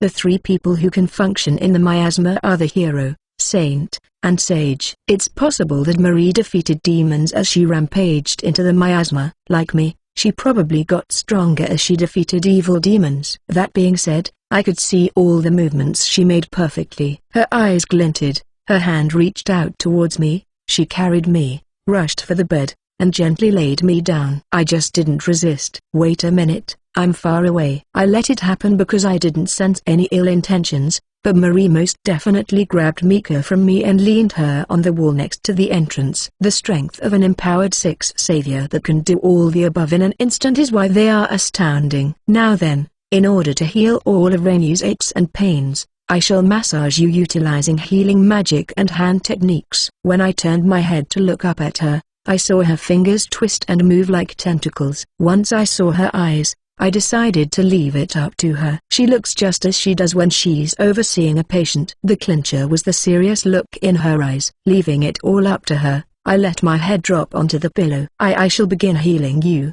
Rainey. Wipe that look off your face. Rain, she's just as bad as the seven. I looked at Marie's face to confirm what Mika was yelling about. She was rubbing my feet with a straight face. I guess I should have expected no less from the saint. I felt a warmth gradually spread from the part that she touched. You're worrying too much, Mika. It's fine. Maybe 'cause she's so used to acting like your average saint that this woman can keep a calm face in front of Rain. But, I wasn't lying. Mika, please quiet down. With the pleasant warmth in my body, that nice feeling you get just before you fall asleep was washing over me in waves. This makes me want to surrender to that feeling and fall asleep. Good, Rainey. Display your defenseless self before me. Be healed with ease of mind. It is all right to slip into slumber just like that. Yes, it has been a long time since we slept together after all. Slept together. Did we ever do that before? If I'm remembering correctly, you just hugged Rain who fainted from his training. It takes a strong mind to call that sleeping together. Just what is this buzzing noise that I've been hearing? What is it? Yes. This is the sound of a pestering fly. Bloodlust. She's aiming her bloodlust at me. A petulant fly that tries to rip apart a brother and sister should be eliminated. Pipe down, Mika. While feeling as if I was drifting away, I activated wind magic. Mika, who is leaning against a wall, is pulled to my hand, and I lay her next to me. I won't let anyone break you. So, just be quiet, please. Okay. Mika became quiet. Marie stopped for a moment, but soon resumed moving. How is it, Rainey? Does Big Sis's hands feel good? When Leggy did it, it felt pretty good, but Marie's massage feels more effective because she's weaving in her healing magic. My mental fatigue melts away too. Not just physical fatigue. It's like an out-of-body experience. Yeah, I answered obediently. I'm glad. Do you see now? Only I, who understands Rainy completely, can heal you perfectly. Before I knew it, Marie was lying next to me. Her body heat, breath, and enormous breasts were close. There appear to be countless women plotting to ensnare Rainy here. But never forget, there is no one else like me, Marie the Saint. Big sister to Rainy. On the verge of falling asleep, I was about to nod. Objection. That sudden loud voice interrupted me and made me jump. I knew who it was just by the voice. It was Eleanor. She probably appeared here using teleportation. Oh my, Eleanor, was it? Doesn't barging into Rainy's room with nary a knock show a slight lack of common courtesy? Marie's tone of voice did not change from her usual. But I know she's in a bad mood. This woman. Don't play coy when you're the one who broke in and just laid in wait for Rain. Saint Marie. Just because you are allowed to visit by the good graces of Sir Rain does not mean that I have forgiven your sins. How about showing a little restraint? Is it not in view discourteous to treat us as succubi while you, yourself, do such acts as SSL sleeping with Sir Rain? This does not go beyond a healthy skinship between brother and sister. You have no right to say anything. I am currently taking responsibility for Rain's upbringing. I do have the right. You just want to seduce innocent little Rainy. And just who is to blame for him growing up without even knowing the happiness of an ordinary person? My. Foo. I could feel the will to fight well up within the two of them. I have to wake up and stop them, don't I? But it's such a pain to open my eyelids. Will you two shut up? Just look. Mika said something and their arguing stopped. Marie, who was already nearby, stayed as she was. I could sense Eleanor go from the entrance of the room to nearby the bed. Rainy. HN. What a happy sleeping face. I could sense them exchanging glances for a while. I propose a temporary ceasefire, said Eleanor. Agreed. At the very least, let us avoid arguing in front of Rainy. Marie replied. Case closed. After I heard that, I genuinely surrendered myself to my drowsiness. Chapter 43, 5th of the 7th. That day, I was asked by Eleanor to come to a certain place. The location of this place seems to be top secret, so she used teleportation to get us there. We teleported into a hall within a building. The white-robed demons moved about restlessly. I think this is some kind of research facility. They all turned to look at Eleanor and I, Mika too, when we suddenly appeared, but they soon turned their attention away. I'm sure they're curious, but they're too busy. I didn't wear the fake horns today. As the only human in this country, and a hero at that, I tend to attract attention regularly. Is this it? Is this where the magic tool engineer is? Eleanor, who was leading the way, nodded at Mika's remark. We proceeded down a wide, cold, white corridor. Yes, it appears that she is ready to meet with Sir Rain. By all rights, she should be the one coming out to see you, but she said that if you wish to get to know her, coming to her workplace is preferable, so it's rare for you to prioritize someone else's circumstances other than Rain's. At Mika's words, Eleanor let out a small groan. There are reasons for this. Sir Rain, I am deeply sorry for all the inconvenience caused. No, this is fine. I am always in your care anyway, Eleanor. Sir Rain. In one moment, Eleanor went from being depressed to having a beaming expression on her face. You're way too easy. Anyway, what reasons? Eleanor hesitates. Previously, I believe I had given Sir Rain a headband. The one that you decorated with horns that look like yours? She's talking about the magic tool she gave me that makes it harder for people to find out that I'm human. Why yes, that. She, the creator of that headband, found out about that. It's only natural for her to get mad when she found out that the thing she made for Rain's sake was used to satisfy your own desires. The horns on the headband looked just like Eleanor's. For some reason, soon after she gave me that, I received various versions of the headband that had horns in the shape of the magic teacher Lautos, the chief intelligence officer Vivi's, and the maid Legis.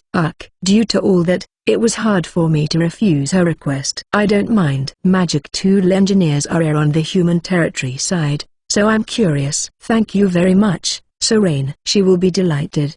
Before long, we arrived in front of a certain door. She awaits you on the other side of this door. Are you not coming, Eleanor? I want to meeting with Rain alone was a condition. But, if Sir Rain insists, Eleanor, would forego any such agreements with friends too. No, it's fine. If that's the case, just Miku and I will go. With relief mixed with disappointment stricken across her face, she nodded. Well then, I shall wait for you here. If anything happens, please call for me. I opened the door and stepped inside. Somehow, I was expecting a research facility-like room, but this room was more like a studio. Various tools hung on the wall, and there were countless shelves packed with baskets. There was a plethora of what looked like workbenches, and on top of each was a different type of machinery. In the corner of the room, I could see a rolled-up sleeping bag. It seems that she stays here sometimes. However, the vital owner of this room isn't present. No, she is. She's just hiding under one of the workbenches. I can sense a presence within the area where the chair on wheels fits into. Rain? What I heard was a quivering voice. Yeah, we've met, right? I chose my words carefully so that I don't scare her. She seems uneasy, either out of alertness or vigilance. I'm trying to calm her down. Why yeah, are you really Rain? Yeah, I am. Long time no see? Yes. It has. A really long time. I wanted to meet you. Honestly, it would have been nice if I showed my face sooner, but a lot of things happened. I'll just go ahead and point out that you technically still haven't shown your face yet. Who is? Oh.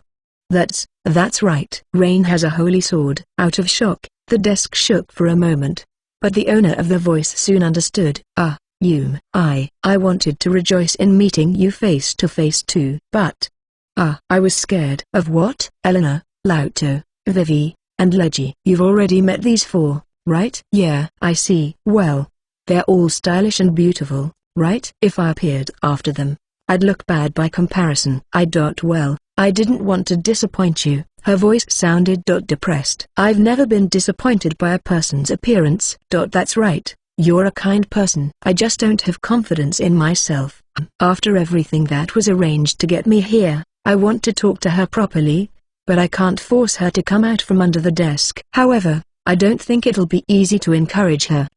So, I'm around 15 years old, but I'm small for my age. Whenever I fight anyone other than the saviors, they always call me kid or brat at first.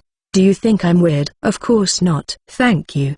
In that case, I definitely won't think you're weird either. I promise. Quite some time passed before she replied to my words. Still, I waited because I knew she was trying to give me an answer. Eventually, she came out from under the desk. She was a petite Majin. She looked the same age as me or younger. She had blue hair that almost touched her shoulders. Her cute, round eyes were shaking with unease. She wore what looked like a blue one-piece dress with the bottom part replaced with trouser pants. On her upper half, she had on a white robe with long sleeves. Weird, right? I'm the same age as Eleanor and the others, but my body didn't grow any larger than this. If that's all, then we're the same. Both of us are small despite our ages. It's not unusual, but can be the cause of great concern for the actual person. But, I'm guessing that isn't her only worry. They're huge. Sob. Mika let that slip out involuntarily, and that was enough to bring her to tears.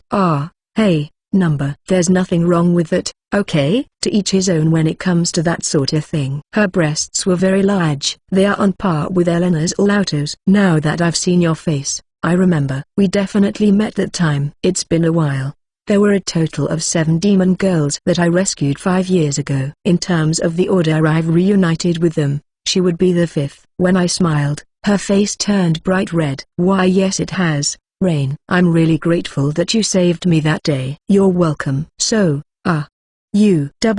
what is it? I knew it. I am weird. Are they too big? No, it's not that. Yume, sorry. Could I please have your name? When I said that, she stared blankly, then her face burst into a smile. I haven't told you my name yet. Have I? Sorry, my bad. Almost as if her uneasy self from before was a lie, she said that full of confidence. I'm Monana, this country's #1 magic tool engineer. This tells me that she is proud of the work she does. Nice to meet you, Monana. And this is how I reunited with Monana. Chapter 44, Monana's plot. Rain, you sleep with the children? Humanity only has 6 saviors. One of them, me, chosen by the crest of the hero, became a freeloader in the Demon King army. Although, you could say that I was taken in by a peaceful demon country that holds no hostility towards humanity. Those supporting me are a group of demons led by one of the Demon King army's big four named Eleanor. 5 years ago, I rescued them when they were still young, and they have never forgotten that debt of gratitude to this day. My partner, an holy sword, Mika, calls the group of them the Seven. The 5 that I have reunited with so far have all been very kind out of their gratitude toward me. Also, they are unique.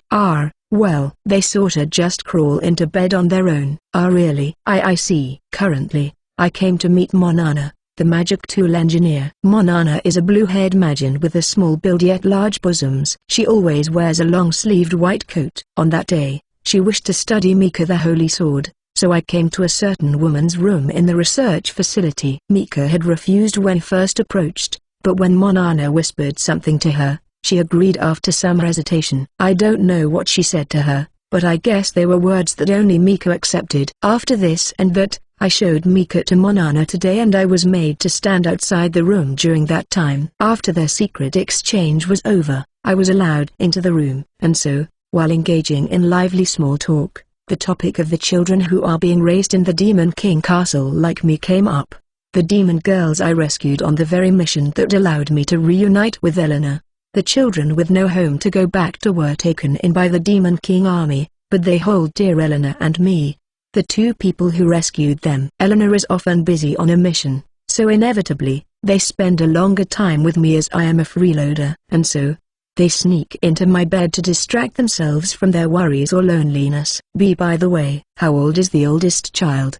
If I'm not mistaken, Caro is. Oh, Caro is the rabbit-eared one. I believe she's 8 years old. 8 years old, huh? Right. So if I could rewind time several years, then it wouldn't be an issue if I crawled into Rain's bed. For a moment, Monana was lost in her own little world, muttering something. She was so soft that I couldn't catch what she was saying. Monana, nothing, it's nothing. I would never use technology to further my own selfish desires. Of course not, Rain. I didn't say anything. Huh? Oh. Really? I said something strange just now, right? Just forget about it. Monana waves her overly long sleeves. That motion also made her voluptuous chest shake in concert in the moment. Moving on. Lady Holy Sword truly is amazing. Monana blatantly changes the topic. I'm kinda curious, but it'll be hard to get anything out of someone who doesn't want to talk about it. As far as we know, she's the last Holy Sword. So, what did you want to study? One of the things I'm researching is how to avoid a cursed sword's curse,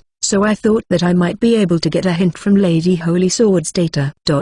I'm surprised Mika agreed. Cursed swords were once holy swords. Swords with wills of their own that grant special power unto the chosen ones are holy swords. They become cursed swords once they grant power to the unworthy of their own accord. Maybe as a punishment or something, in exchange for being a cursed sword that anyone can wield, it becomes a weapon that will assuredly bestow a curse upon its user. Therefore, to Mika, who is a holy sword that upheld her vow all this time, cursed swords are unforgivable. I never imagined she'd lend her aid in this research of Monana's. About that, maybe she folded under my intense enthusiasm. Not that Lady Holy Sword can fold or bend. Speaking of which, the holy sword in question has been awfully quiet. Mika, huh? Oh, Rain. What's up? Nothing, just thought you were being really quiet. Worried about me? How sweet of you, said Mika, teasingly. Yeah, glad to see you're still lively. Of course I am. Lady Holy Sword is always in tip-top shape. Looks like she's back to normal. I was just talking to Monana. I'm surprised you agreed to cooperate. Well, there's that too. What? You interested? Taken an interest in little ol' me? Looks like she doesn't want to talk about it. If you don't want to talk about it, you don't have to. We've always been together for the 10 years since the crest of the hero appeared on me. But ever since I was taken in by the Demon King army, we've had more and more opportunities to do things separately. Things like becoming close to the Magic Academy teacher Lauto, even making friends with her. She's a holy sword who has a mind of her own, so it should be good for her to live a normal life like me. Just because she's my partner doesn't mean she has to tell me everything. It's not that I don't want to talk about it. It's still a secret. I don't really get it. But okay, if she's saying she can't talk about it now, Then I can accept that. You two are pretty close, said Monana, enviously. I mean, we've been together for 10 years. We're like brother and sister, right? I guess. I didn't think that, but Mika sure seems to. Siblings. Would that then make Lady Holy Sword the elder sister? Monana is muttering again. That aside, Monana, I feel like I heard you say things as if you were plotting something earlier. I have no idea what you could possibly mean. Monana's eyes darted around suspiciously. I should mention that the 7 are very harsh on anyone getting a jump on the others. I know you probably wouldn't stop even if I told you, so let me just give you some advice. If they're gonna get involved one way or another, wouldn't it be better to just let them in on it? Monana folded her arms and was deep in thought for a moment. She eventually gave a small nod. Why you can't make an omelette without breaking a few eggs, huh? Do your best not to hurt Rain. That goes without saying. I feel a little out of the loop here. Although I do understand that Monana is trying to do something and that something probably involves me.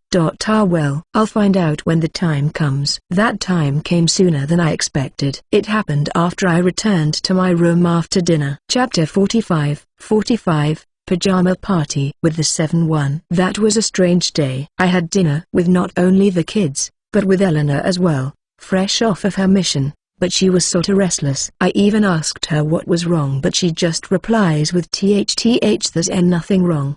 Avoiding eye contact. I'm a little concerned, but the meal passed by like that, and it was eventually bedtime. Rain. Mika calls out my name as she is stabbed into her exclusively made pedestal like a sheath.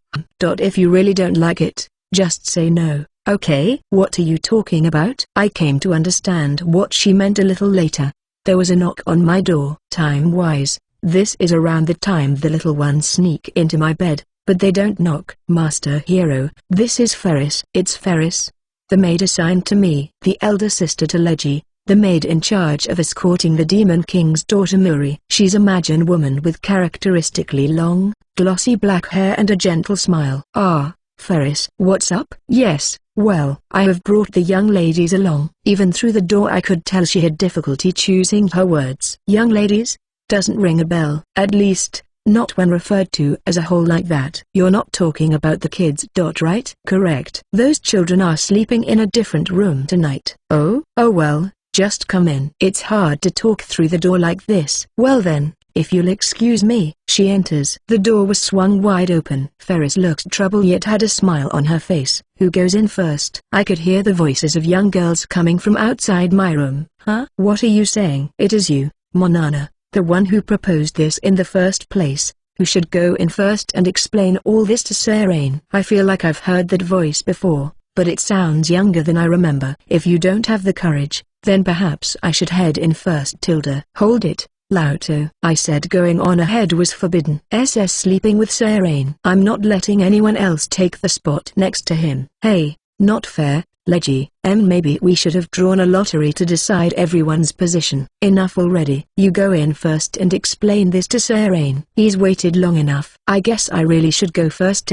No, you don't. Is it first come, first serve? I won't lose. All 5 of their young voices blurred together as they bickered. And then, they all tumbled into the room like an avalanche. There were 5 young Magian girls. One by one, they are, Eleanor, one of the Demon King Army's big 4. The beautiful, silver-haired woman who invited me into this life as a freeloader. Lauto, a teacher in the Magic Academy. A beautiful, brown-haired woman who excels at barrier magic. Vivi, the Demon King Army's chief intelligence officer. A beautiful, purplish red-haired, tanned woman who devotes her very being to finding out my favorite dish day after day. Leggy, the maid and escort to the Demon King's daughter. A beautiful, dark-haired woman who is also Ferris's younger sister. Monana, the Demon King Army's greatest magic tool engineer. A beautiful, blue-haired woman conducting several kinds of research.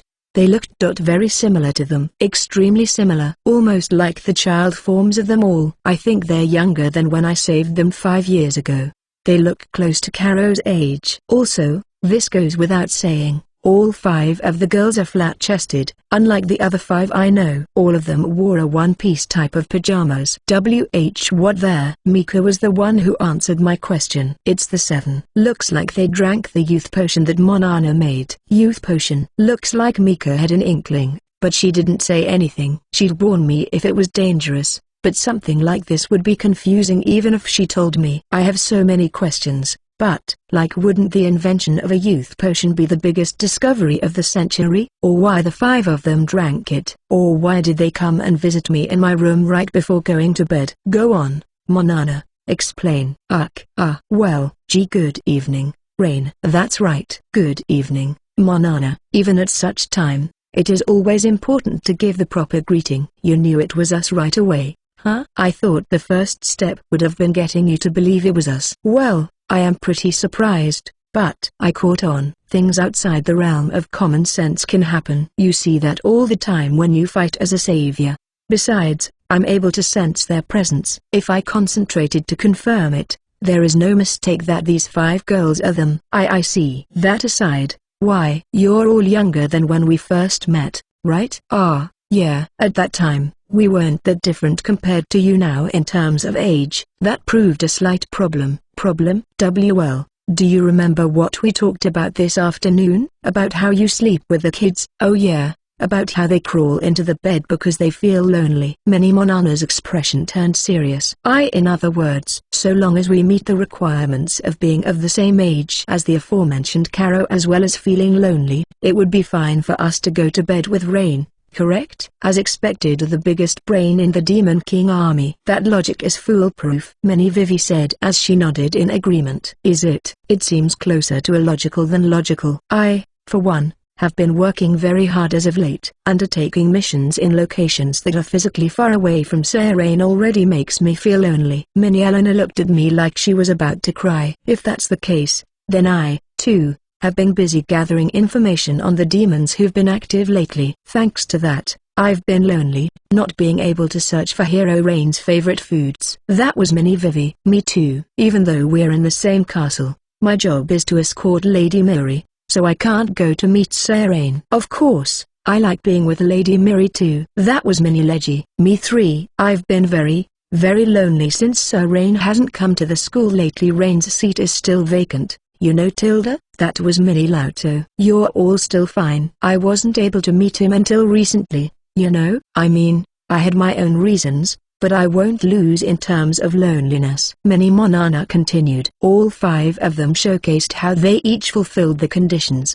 Okay. Well, I understand the conversation. Not so much the reasoning. In order to sleep in the same bed as me just like the kids do, they turned themselves into young girls. I don't really know why they had to do that. All that aside, Sir Hero, is this agreeable? With an apologetic look on her face, Ferris asks. I can't make up my mind. All 5 of them looked up at me with puppy dog eyes. I couldn't say no to that. Sir Rain, perhaps if you were to see it as a so-called pajama party, said Mini Eleanor. A pajama wow? I know what those 2 words mean separately, but I'm not familiar with the term when put together. Yes, it appears to be an event where common folk deepen their relationships by putting on their night attire and gathering together with their good friends. That's a thing? They liken that event to a party. Exactly. Pretty sure girls and boys don't mix in those. Mika was muttering something, but I couldn't really hear it because the 5 of them cleared their throats loudly, almost as if to cover her up. So that's also a normal thing to do, huh? Alright, I get it. Let's give it a shot. There is, without a doubt, a longing within me for the ordinary. If I can get closer to that by even a little, I'll try it. The moment they heard my answer, the 5 young girls jumped for joy. Their joy drowned out Ferris's dry laugh and Mika's sigh. So, what happened to the discussion about who's sleeping next to Rain? In the next moment, I could sense a fighting spirit that shouldn't come from young girls emanating from the 5 of them. There were sparks in the air as they exchanged glances. What's about to happen? Chapter 46. Pajama Party. With the 7-2 nighttime, 5 of the 7 came to visit me. They heard that the kids would crawl into my bed, so they came to the puzzling conclusion that if we turned back into young girls, could we sleep with him? I did not vehemently refuse, so we will be sleeping together. I keep replaying the events in my head over and over again, but I still don't get it. Anyway, the magical swordswoman Eleanor, the teacher of the Magic Academy Lauto, the Demon King Army Chief Intelligence Officer Vivi, the Guardian Maid Leggy, and the Magic Tool Engineer Monana all came to visit my room. Ferris the maid came along as well, but she looks like she's their guardian, The 5 girls are currently arguing at the foot of my bed. The spot closest to him should be reserved for me. The one closest to Serene. Minnie Eleanor puffs up her chest in superiority. Her once ample bosom has now become flat thanks to the youth potion. I suppose I should say they returned to being flat. That is inexcusable, Eleanor. I acknowledge your deeds as Hero Rain's custodian, but that alone does not mean you are the closest to him. Minnie Vivi shoots a piercing gaze at Minnie Eleanor. Normally, a gaze like that would make even a demi-beast cower in fear, but as a little girl, she just looks like she's pouting. I believe if there's one thing people look for when they sleep, it is comfort. If that is the case, I think I would inevitably be the most suitable choice, Tilda, said Minnie Lauto. Eyes closed in an arc, a gentle air about her, and fluffy-looking brown hair. I wouldn't say she's comforting, but it is true that I feel calm when I'm with her. That's only limited to when she isn't going crazy, though. To be able to call yourself comforting. Lauto, you're strong. I don't have such strength. But I will not give up the spot next to Rain. Minnie Monana looked frustrated, but she said that with determination. It appears she has low self-esteem about her appearance, but I think she looks like a lovely woman, especially now. The part of her that she's usually concerned about isn't there. If everyone's fine with being next to Sir Rain, then I'll let you all have it. Instead, I'll take the spot between his legs. Foo-fa-foo. I will teleport you to a deserted island, I swear. To the side of the grinning Minnie Eleanor retorts in a low voice. Between my legs. So her whole body would be under the blanket? Wouldn't that make it hard to sleep? Don't forget that you're a child right now, Eleanor. Do you even have that much mana? This girl. She read the situation perfectly. Even though she's smaller, her ability to run wild is still. In that case, Ferris. Yes, Lady Eleanor. Your little sister is running wild again. Please do something. That's not fair, Eleanor. Leggy? Big sis? It's not like that. I merely let them have Sir Rain's side spot purely out of the kindness of my heart. I don't have an ulterior motive or anything like that at all. Okay? We are Majin, are we not? If you slept between Master Hero's legs, wouldn't your horns be liable to stab him accidentally? Gasp. Why, you're right. No harm should ever come to Sir Rain, even by a slim chance. So, is my plan a failure? She just admitted that it was her plan all along. Their arguing continued on. I was getting a little sleepy, so I spoke up. If you can't decide through discussion, then how about deciding through rock paper scissors? Whenever the sword master got a mission that he didn't want to do, he would propose to play rock paper scissors or do a coin flip to try and push it onto the other saviors. They usually ignored him, or when they responded, he'd lose. If the problem can't be solved with words, then it's better to find common ground using other means. If this was the way of peace, there'd be nothing to say. Everyone had a gleam in their eyes. At least, that's what it looked like. I knew this would happen, so I prepared a lottery. Ferris took out 5 wooden sticks. They are numbered and you may decide where you wish to sleep in descending order. Is this agreeable? With this, it's all based on luck. But, Minnie Vivi objected. Wait a moment, Ferris. I trust you. But the people who will be drawing lots include Leggy, your sister. You're a Majin as well, so I am sure you love your family. Are you able to guarantee that there isn't the slightest hint of foul play? It's true that Leggy is important to her, although I don't think that is limited to Ferris. I can understand why Vivi doesn't wish to leave any room for doubt precisely because she is taking this seriously. The part one don't follow is that the only thing they're fighting so passionately over is who gets to sleep next to me. I shall have Leggy take the last remaining stick. Why yes, there certainly wouldn't be any foul play if done like that, Tilda, said Lauto as she nodded. I suppose Leggy knowing which stick had 1 or 2 written on it is the expected foul play here. To the girls, the spot to my left or right would be considered a jackpot. Leggy wasn't focused on getting Rain's sides in the first place, so there wasn't much reason for her to cheat. Looks like even Minnie Monana was convinced. Since her original choice of between Sir Rain's legs isn't possible, it's only natural she would aim for his sides, right? Minnie Eleanor said so, but it appears she isn't against the idea of the lottery itself. I see, I understand, Ferris. I apologize for casting doubt on you. No, Lady Vivi, it is quite all right. Are you fine with this, Leggy? Yeah. But, there is one thing, which is, we'll be split evenly on either side of him, right? But if you were to pull a 5, that would mean you would be sleeping with 2 people between you and Sir Rain, right? That would. That would be really unlucky. Perhaps just realizing this possible outcome, their faces looked disappointed. Considering that their aim is to sleep together with me, sleeping with two people between us would be painful. Master Hero, a proposal, if I may. Ferris looked my way. Oh, sure. What is it? Every morning, I visit Master Hero's room. I have seen the children sleeping in your bed many a time, but I have noticed something. Among the children, one of them would be sleeping soundly on Master Hero's chest in the morning, correct? Upon hearing this, the 5 of their bodies shook as if they received a violent shock. Oh, yeah, you're right. It's usually Caro or the rabbit-eared Caro and the fox-eared often do that. I merely thought there were 2 first prizes, but the existence of a special prize has revealed itself. Mini Eleanor's cry raises everyone's fighting spirit to the next level. I will not lose this fight. Vivi suddenly talks about fighting. Looks like I'll have to get a little serious. Tilda, the usually close-eyed Lauto, had her eyes wide open. Atop Sorane's chest. Something so substantial, Leggy mumbled. I'm late to the party as it is. I'll just have to go for the win in one fell swoop. Monana burned with fighting spirit. In the end, the results of the lottery was CH4747, Pajama Party with the 7th 3. The time to go to bed has come. The lights in the room were turned off. I slept with my body facing up. Serene is so close.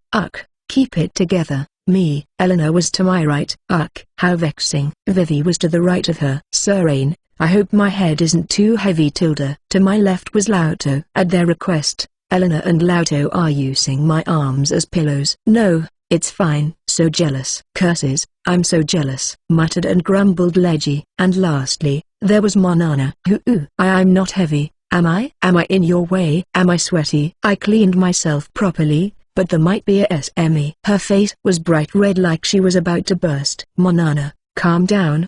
Please. It's fine. Timidly, she slowly plonked her head on my chest. You're so warm. Rain. Am I? Yeah. Monana's breath was kinda ticklish. Everyone smelled really nice, and they were warm. Even though they turned themselves back to an age the same as the children, this still feels strange, probably because I know how they usually look. Rain, your heart rate went up slightly. Monana looks up at me from my chest. See, could it be that I'm making your heart pound? As Monana whispered that, her face was full of expectation. Monana, I believe it is highly likely that to his right, and the one making his heart race. I wonder. Tilda. I don't think I'm too far behind either. Tilda, Eleanor and Lauto to my sides joined in on the conversation. I have never felt such jealousy. Defeat only makes you stronger. I will surely be Sir Rain's #1 in my next ploy. Do you girls even plan on going to sleep? Mika, who did her best to stay silent up till now, couldn't help but say something. Mika's right. Come on. Let's go to sleep. I let out a small yawn and everyone went silent, probably because they didn't want to disturb my sleep. All that could be heard in the room were the breathing sighs of 6 people. No, make that 7. Ferris, there. Legal guardian. She was sleeping on the sofa. After a little bit, I started to doze off. That's when I noticed an odd occurrence. I could feel the weight on my arms and chest gradually increase. Wait. Monana on my chest let out a panicked voice. Accompanying that is the sensation of something soft swelling up on top of my chest area. I opened my eyes to look, and Monana's breasts were beginning to swell. No, more accurately, her entire body was growing larger. Monana was originally small in stature, so I was slow to realize. Gradually, all of them noticed the strange occurrence. Monana, what is happening? Don't tell me, said Eleanor, bewildered. But the effects of the potion were supposed to last till just before noon tomorrow, yelled Monana. Everyone other than me sat upright. If we were to go back to normal now, that would be quite the pickle. Tilda. Expectedly, Lauto was troubled too. This is bad. My pajamas are bursting at the seams. They could burst open at any time, said Vivi in distress. Crack went a flower vase. Sorry. One of my buttons went flying off, said Leggy, embarrassed. Looks like one of her buttons flew off and hit the vase square inches the center. Monana, how long do you plan to be on top of Serene? Forget that. Ferris, hurry and get our clothes ready right now. Everyone, please calm down. I will bring a change of clothes quickly.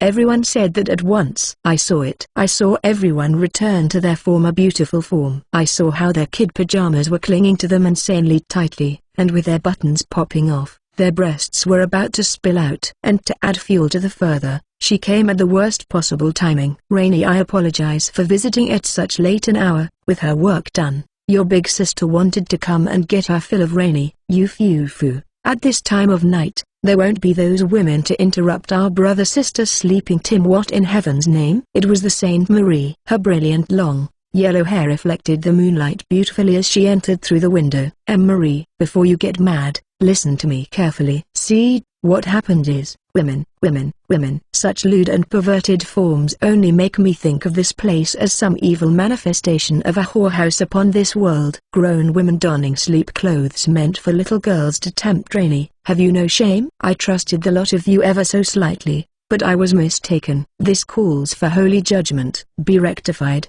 for your sins shall be cleansed with this fist. Along with her talking super fast, she was gathering mana into her fist. Crap, she's using holy fist punishment. The Demon King Castle will be blown away. I shout involuntarily. Lauto, put up a barrier. I won't make it in time. I can't use teleportation right now either. Eleanor and Lauto discussed, but it looks like they won't be able to respond quickly enough. If it was just me, there are many ways I could handle this safely, but I'm limited when I have to protect the Demon King Castle and everyone. Since it's come to this, I jump out of bed, and with that momentum I hug Marie. Please listen to me, big sis. Marie's mana dissipates. To escape the whorehouse by your own will and return to my true love. Well done, Rainy, you're such a good boy. Yes you are. She hugged me tightly, my head sandwiched deep between her bountiful bosom. After that, the destruction of the Demon King Castle was averted by Ferris and I frantically explaining the situation. I'll perfect the potion next time! Said Monana, but I wonder. Anyway, this is how the Sevens plan to sleep with me ended in failure. Chapter 48, A Hero-Style Massage. Rainy, about the other day. Marie was mad at me about how the Seven tried to sleep with me the other day. I explained it to her and even proved to her that they drank a potion to make themselves smaller, but her anger would not subside. Her lecture was so long and it was spoken so quickly that I forgot most of it, but the gist of the scolding, which lasted several dozen minutes, was basically, I cannot forgive you for using other women as pillows instead of your big sis. Even if they were physically younger, from Marie's point of view, the Seven are women to be wary of. Well, I suppose by the time Marie saw them, their bodies returned to their original forms, so it was understandable that the chase Marie was enraged. When the sword master is chasing skirts, she would stare at him like he was walking garbage. Seeing the 15-year-old boy she thinks of as her younger brother in bed with 5 beautiful women must have been a huge shock to her. Understood? Oh, yeah, mostly. Her face was smiling, but the pressure from her words intensified. I understand what you're saying. Good. You really are a good boy, Rainy. There. On top of her hugging me, she stroked my head. I was enveloped by her body heat and scent. I only pulled away from her after confirming that she was satisfied to some extent. By the way, Rainy, as a sister, I feel I must make amends for the steps those women have taken ahead of me. I tilt my head, not really getting what she means. However, I am not sleepy and it would be strange to propose such a thing as an afternoon nap. Yeah, I guess. She seems to be saying that since the 5 of them did it, she has the right to sleep with me too. In my experience, I know that it will be troublesome if I refused, so I'll just respond. Besides, many things may have happened, but I don't hate the saviors. Thus, let us do this. Marie sat on the edge of the bed. Do you recall the massage from before? Yeah, I do. That felt pretty good. So good that I just sort of fell asleep. How about you give me a massage this time? Ah, I see. It's true that she massaged me while I was on top of the bed last time. Marie's goal is to catch up to those 5 who got one up over her by sleeping with me. Would the act of me massaging her be enough? I don't know if I can do it as well as you. I do not mind. What matters is love. So long as you let your overflowing love for me flow through your fingers, it will be fine. Don't you flow strength through your fingers? I don't really understand what love is. Ah well, I'll give it a shot. You foo. I'm in your care. Marie took her off her shoes and climbs up on my bed and lies face down. Her ample bosom changes shape, perhaps because her breasts are so large. The area from her chest to her navel does not touch the bed, leaving a gap. Sniff sniff. I can smell Rainy's scent. Could I take this pillow home with me, I wonder? Number. I'm only borrowing it. It's not mine. In that case, later I shall ask. Ferris, was it? I shall ask her if I might be able to purchase this. Even if you ask her that, Ferris would be troubled. What would you even do with it? I shall breathe it in order to distract myself from the crushing sadness of you not being by my side. Imagining that, I get mixed feelings. Well, that said, now's the time for the massage, right? You're right. I'm ready when you are, Rainy. Marie skillfully uses her hand to push aside her long hair, exposing her back. Her outfit leaves little exposed. One look and you can feel how modest it is. But perhaps to emphasize ease of movement, the outfit has a slit that boldly begins from the waist while being a nun outfit. Again, although her arms and legs are covered by thin black fabric, her back is daringly exposed. This, too, has a reason. And my heart is pounding. I'll try to not press too hard. It hasn't happened lately, but after people see the power of a hero, they'd be afraid. They seem to fear the disproportionately massive strength within my small frame. There've been more than 1 or 2 occasions where soldiers would ask to shake my hand before battle, but after seeing me defeat the enemy, they'd look frightened and back away from me. Apparently, now that they know of my strength, they're wary because they're afraid that this great strength might hurt them too. Actually, controlling that strength is the first thing a savior learns. But Marie should know all that, so I don't think her heart is racing because she's worried I'm gonna crack her spine during the massage. But well, like how she did for me before, I slowly massaged her from her waist to her back. Even through the cloth, I could feel the sensation of her soft skin. LNMGH. You're good at this, Rainy. Marie lets out a satisfied sounding voice. Also, I could see a faint light emanating from her back. The crest of the saviors. My crest fits on the back of my right hand, but Marie's is as large as her back. The crest of the saint looks like a combination of scales and a person raising their arms in prayer. Perhaps her mana was leaking out. She was emitting a pale blue light, visible even through the fabric. In order to prove that you are a savior, it is better to be able to show the crest as quickly as possible. I can show mine quickly by taking off the glove I wear for battle, but the same can't be done with the back. And it's not as if the saint would wear an outfit that exposes a lot of skin, so this is the compromise she reached. Fabric that lets the crest show through when lit up by mana. Beautiful, I blurted out subconsciously. What did you just say, Rainy? Oh, I said beautiful. You know, I wasn't able to finish that sentence. That's because Marie hugged me. Oh my, I am overjoyed. Rainy called me beautiful. Today is a day to remember. NGH, no, I was saying, you're adorable too, Rainy. Good boy. While squeezing me in a hug, she pressed our cheeks together. Maybe because the other saviors aren't here to see, she's acting more extreme than usual. Now wait just a darn minute. At that moment, the door swung open. A girl entered the room who looked to be 14 or maybe 15. She had a small build and a flat chest. Her golden locks were tied up to her right side. She had slanted eyes and her pupils were as blue as the sky. She had a fang peeking through her mouth. Let go of Rain, you fake sis. Yet another woman makes an appearance. Just how many other? Said Marie in a cold voice. No, Marie. I think we both know her. Her voice is exactly the same. Also, there's no way I'd ever mistake her, no matter what form she takes. What are you doing? Mika. I don't know what happened, but she is without a doubt my partner. The Holy Sword. Chapter 49. Blonde hair, blue eyes, beautiful Holy Sword girl. Mika, who turned into a blonde-haired, blue-eyed girl in her teens, burst into the room while I was being hugged by Marie. Rain. You really are my 10-year partner. I knew you'd notice.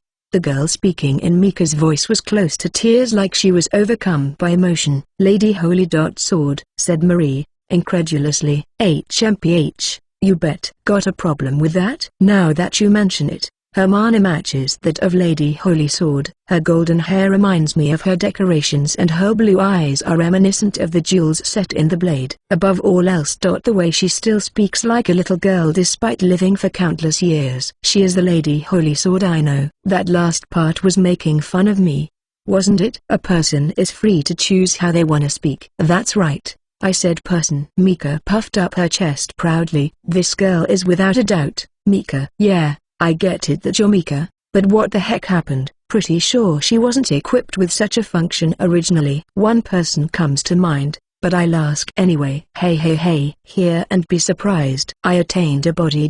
By using the Holy Sword personification device developed by Monana, the genius magic tool engineer. Holy Sword.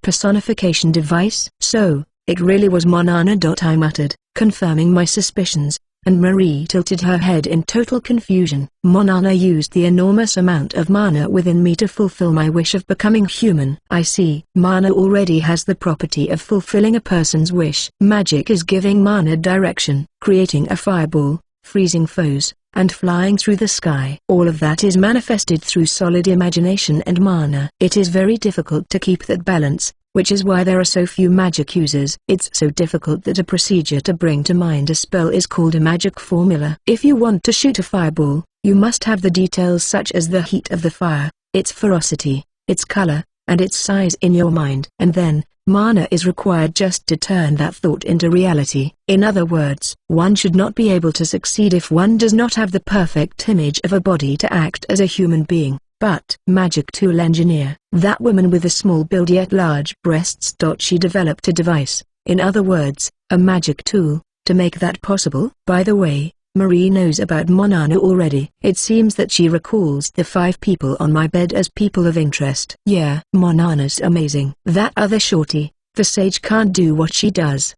Mika can't stop looking self-satisfied. That girl can break you. You know? So what? That'd be murder. Do you plan on staying in that form forever? This is a peaceful country. Even if a problem comes up, Rain can handle it now. What he needs right now isn't a sword, but a sister who's always by his side, like me. Sister, Lady Holy Sword, what did you just say? Marie released her fighting spirit while hugging me. Mika didn't budge an inch. You still wanna act all high and mighty? I've got this form now. I don't have the restraints I had as a holy sword. This non-standard mana doesn't just support my wielder, it can be freely used by my own will too. Do you plan to have us duel to see who is worthy to be Rainey's sister? I wonder.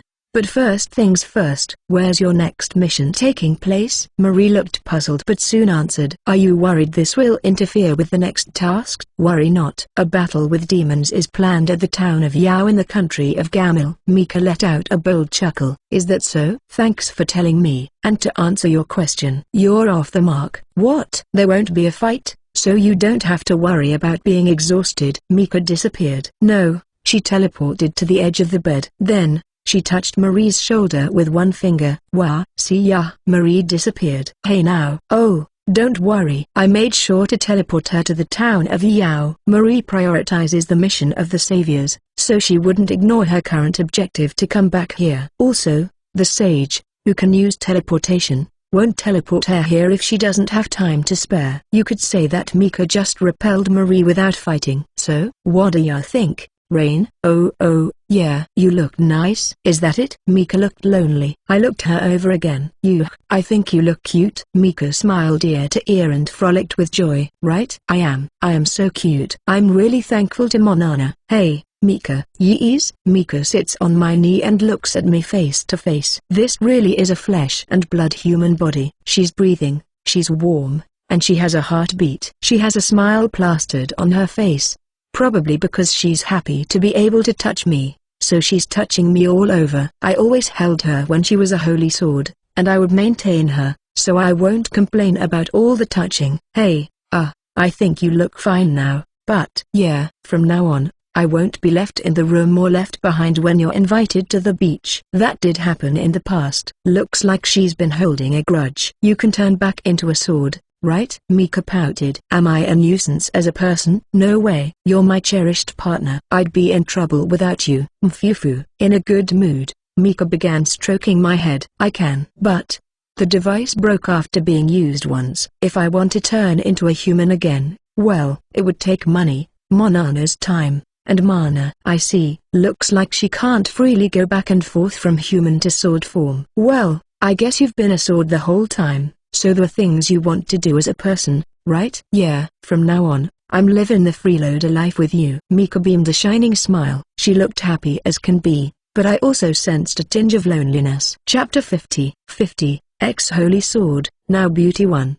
A holy sword. A sword with a will of its own that can only be wielded by the chosen. Mika is the only holy sword in existence. In addition to changing her shape to suit the wielder, she helps regulate magic, and gives support in combat. The sword can see and hear her surroundings, so she conveys information gleaned from that to the hero. For example, if an enemy was approaching from behind, she'd quickly sense the mana signature, and urge the hero to be careful. Mika's wielders thus far have been those with the crest of the hero without exception. Also, Mika has the ability to accumulate the power of heroes that have passed. A vast amount of mana also lies deep within her. That holy sword Mika has now attained a real body of her own and what? This is delicious. This is what taste is? The flavor spreads throughout my mouth. This happiness that feels like my brain is exploding. This is being human. It's not fair. Being human is so not fair. Dinner time. Mika, who turned herself into a blonde, blue-eyed girl in her teens, is stuffing her face with gusto. She had no problem using tableware. Probably because she's been watching us humans use them. She wolfed down meat, bread, and salad. She practically poured soup straight down her gullet. The kids stared dumbfounded at her. When she turned human, the kids displayed their astonishing adaptability. Is she really Miss Holy Sword? Now that you mention it, she does look like Mika. Mika became a person! Went the girls, immediately accepting her, but still surprised. The food isn't going anywhere, so calm down and eat. Why, you're right. But, man, it's so good. I totally get why you got fat. Is that so? Incidentally, Mika is sitting in the chair to my right. Oh, that's right. Always wanted to try this. Mika pokes a meatball with her fork and brings it close to my mouth. Commande, open wide. Say what? Is mine not good enough to eat? I wonder why. I get this strange feeling of embarrassment when Mika does it. Seeing her puff up her cheek and sulk, I reluctantly opened my mouth, and GHLK. It was a little too big for one bite, but I managed to get it in my mouth. Foo, this is kinda fun. So, how is it? Good? Yeah. At my response, Mika's face brightened into a happy-seeming smile. I'll wash your back. We're in the royal castle's large bathroom. I can do it myself. What? Don't want me to do it? Much like how she pressured me to do it when she wanted to feed me, I gave in and let her do it.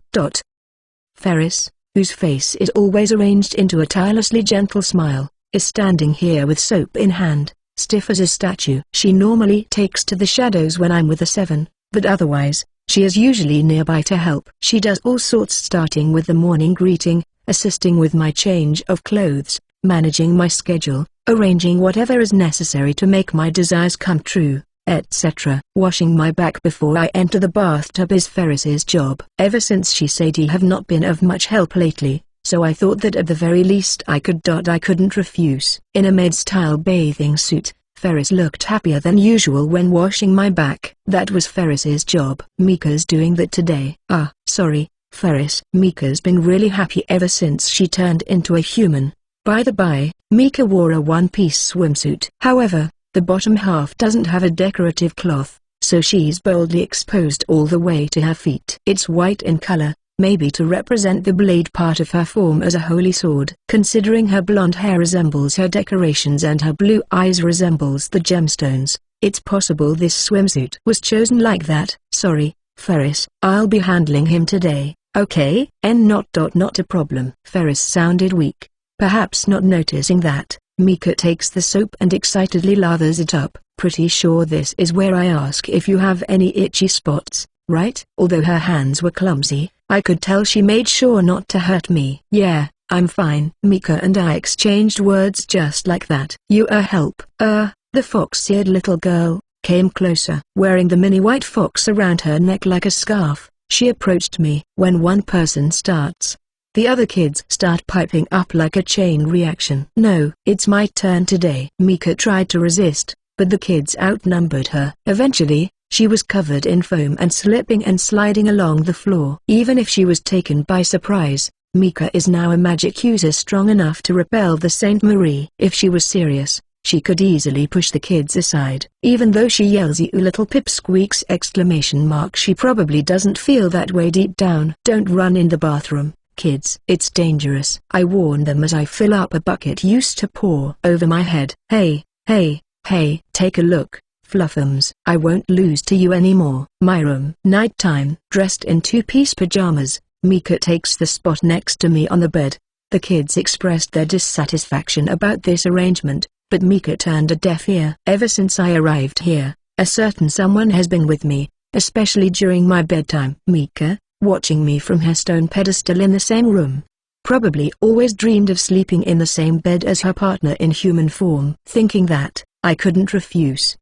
As a sword, therein existed a possibility of wounding the children. There exists no such problem while in the form of man. The mini white fox smoothly curls around my neck as it says that, "Hey, what is this? A competition?" "Whatever do you mean?" "Don't play dumb." Baring her fang, Mika raises her voice into a growl like a small animal. "Speaking of falling behind or not, I suppose it would be better to even the odds." "Huh? What? Are you gonna turn human too?" "It's not that easy to." In the next moment, the white fox's body glowed white.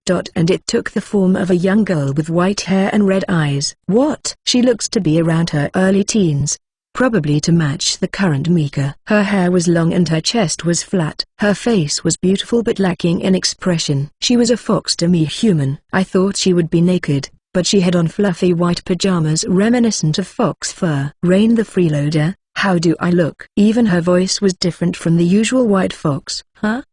Yes. Right. Now that I think about it, I've often heard stories of spirits taking the form of man. There are more than a few legends where formless, paranormal beings intentionally take the form of a human. For a holy sword, turning into a human would be impossible without a device, but I guess it's not so difficult for a sacred beast. Do I look human? I guess so. You're like a cute, fox-eared girl. Is that so? She reached out her arms to wrap them around my neck, resuming what she was doing moments ago. Hold it right there. Mika stopped that from happening. What is the matter, oh holy sword? You were a girl? Originally, there is no female or male in human terms for beings such as you and I, oh holy sword. Those are merely images that people have applied to us through the passing of legends. Therefore, an existence such as yourself that clearly distinguishes oneself as female is rare. Mika is shaking. That's true. Not. You are not competing with me. If you turned human too, it'll weaken the significance. Is that so? What's with that lame reaction? This is serious. Mika was not having it. But this conversation didn't last long either. The fox-eater jumped into the white fox's chest, interrupting their conversation. What is the matter? Saying nothing, buries her face into the sacred beast's chest. Occasionally, she'd let out what sound like sobs. A troop of demons raised Ur's village to capture the sacred beast. Taking the form of the same race as her probably reminded her of the fact that her happy memories were stolen. The other kids look like they're about to cry too, probably understanding what Ur is feeling. I looked at Mika. Mika looked back. We both nodded. That night, Mika and I did not sleep next to each other. The white fox, Mika and I each slept with the kids beside us. This bed is spacious, so this isn't a problem. This will never replace their lost loved ones or hometown, but the least we can do is pat them on the head, letting them know that they are safe. We stayed awake until their sniffles turned into gentle sleeping sounds. Chapter 51. Ex-Holy Sword, now Beauty 2. Hello. See, it's noon the next day. We teleported to the uninhabited island we went to before, but the people who came with us are different from last time. The kids and my school friends Fripp and Jural aren't here. It's just Mika, Lauto, Monana, Vivi, and me. Just 5 of us. Mika's the one who gathered them. Lauto, the Magic Academy teacher, is close to Mika. She probably invited Monana because she's responsible for helping turn Mika into a person. Vivi's the only one with different circumstances. She appeared at the meeting spot just before we departed, so I asked her if she wanted to come along. Lauto and Monana weren't happy about it, but what could go wrong? And so, here we are. A beach heated up by the light of the sun, beautiful azure skies, and a calm sea. HMPH, how naive of you, Lauto and Monana. Did you think you could slip past my information network? Vivi had on her torturesque swimsuit today as well. She's exposed all over, making her very alluring. She also has on a military cap. Oh my Tilda, whatever could you be referring to, Tilda? Lauto puts a hand to her cheek and tilts her head in confusion. She's wearing the same swimsuit as last time too. The front looks like a one-piece swimsuit, while the back makes it look like a two-piece. The amount of exposure goes up too. I have no idea what you're talking about, Vivi. The shaking woman whose eyes are darting everywhere is the magic tool engineer Monana. Her swimsuit was the same as Mika's but a different color. This was blue. Lauto said they resembled the type of swimsuits worn by female students during swimming class in the Magic Academy. Each of theirs was specially ordered for different reasons. Monana for her size, and Mika for the color, as there wasn't a white-colored one originally. Let's go, Rain. I'm not gonna let you stick me in the sand and leave me behind this time. Yup. She did hold a grudge. I should create good memories of the sea for her here in order to fix her mood. Mika and I did everything from splashing each other in the shallows, chasing each other on the beach, to building sandcastles. I taught her how to swim. I was a little surprised at how fast she was improving. By the way, the other three fainted when I told them that their swimsuits looked good on them. I carried them to a shaded area and laid them down on the prepared beach beds. Being able to move freely with my own hands and feet is the best. Mika's smile was sparkling. Is that so? I returned a smile, but there was an uneasy feeling in the depths of my heart. Did she always want to be human? So, she's been holding in that desire for the past 10 years since we met? If that's the case, I'm an embarrassment of a partner for not noticing all this time. Still, I wonder where this actually is. It's really pretty, but there was a giant squid last time, so it's dangerous too. She's referring to that thing that appeared last time. It's hard to tell, but that giant squid wasn't exactly a demon, because it didn't look like it was affected by the miasma. If it was driven mad by the miasma and became a giant squid, then that would be a demon. In terms of a map, I bet it's in demon territory. The beauty of this place was probably preserved by a barrier. Yeah, if I'm not mistaken, this island is for royalty to evacuate to. So, there's reason to maintain a barrier. It takes an enormous amount of mana and an excellent user to maintain this barrier that repels the miasma. We've been using it like a resort, but it's originally a place for royalty to evacuate to in case of emergency. A secret island established purely because they have someone who can use space-time magic. Oh, I invented a magic tool to maintain the barrier on this island. Monana recovered and joined us, saying that you can make stuff like that, too. Amazing. I honestly praised her and Monana's face turned bright red as she flapped her hands. It's nothing. Thanks. The fact that she's shy yet not humble shows how confident she is in her skills. Monana really is amazing. I mean, she turned me into a human. She's a genius. Oh, don't both of you compliment me like that. I'm so happy I don't know what kind of face to make. I really owe a lot to you, Monana. I want to thank you. Rain, little help? Well, if it's something I can do, sure. Huh? Really? Monana's eyes sparkled. Her breathing got heavy. You've made Mika this happy, and I haven't repaid you for making that horned hairband yet either. In that case, here, Yume. Let's do this together. I thought Monana ran away, but she actually went to drag something heavy. It was a log. Isn't that heavy? Do you need help? Thinking I should help her carry it, I ran over and grabbed it. It was extremely light. This is called a logboat. It's a two-person boat. It can be operated using the mana of the passengers. I made it just for today. I would be delighted if I could ride it with Rain. If she went that far, I couldn't say no even if I wasn't trying to thank her. Alright, I'll ride it. Mika, I'm off. Yeah, have fun. But hey, it's my turn next, okay? Yeah. I got it. I carry the logboat with one arm and approach the waterside with Monana. The boat floats on the water. Monana sits in front. I sit behind her, but it's hard to get my balance. I may have miscalculated when building this. There's only one handle and it's in the front. If you like. If you don't mind, you could grab a hold of me. I do as she says and wrap my arms around Monana from behind. Is this okay? Oh, of course. Actually, I'm glad. I couldn't hear what she whispered at the end, but I heard her give permission. I see. Well, then. Monana grabbed the handles that stretches out like a tree branch. Her plump breasts made contact with my arm, perhaps due to our physical differences. Her body was soft and she smelled like baked sweets. Hiya. Monana let out an embarrassed voice. Sorry, I didn't mean to. It's okay. This was all because of my miscalculations when building this. After all, as we talked as such, we started floating along the sea. What a blunder. Monana, what are you doing? said Vivi. Monana tilde? Are you getting ahead of us again tilde? Said Lauto. Those two seemed to have woken up together. We better hurry. Monana grabbed the handles like she was steering, flowed mana into them, and the boat started moving. It moved faster than expected, faster than a four-legged animal could run on land. Whoa. Whwh, this is faster than I thought. Monana's hair and mine fluttered in the wind, and Monana's large breasts shook wildly. Every time, something soft would bounce off my arm. Calm down, Monana. If this is operated via mana, then it should move depending on what you're imagining. Rain is whispering into my ear. We sped up, fast enough to make our cheeks flap in the wind. Monana. At this rate, we'll go out of the barrier, but she managed to curve around just before we did. Even though she was red all the way to her ears, Monana managed to regain her composure. This is too exhilarating. I don't think my heart can take it. In combat, I've moved faster than this.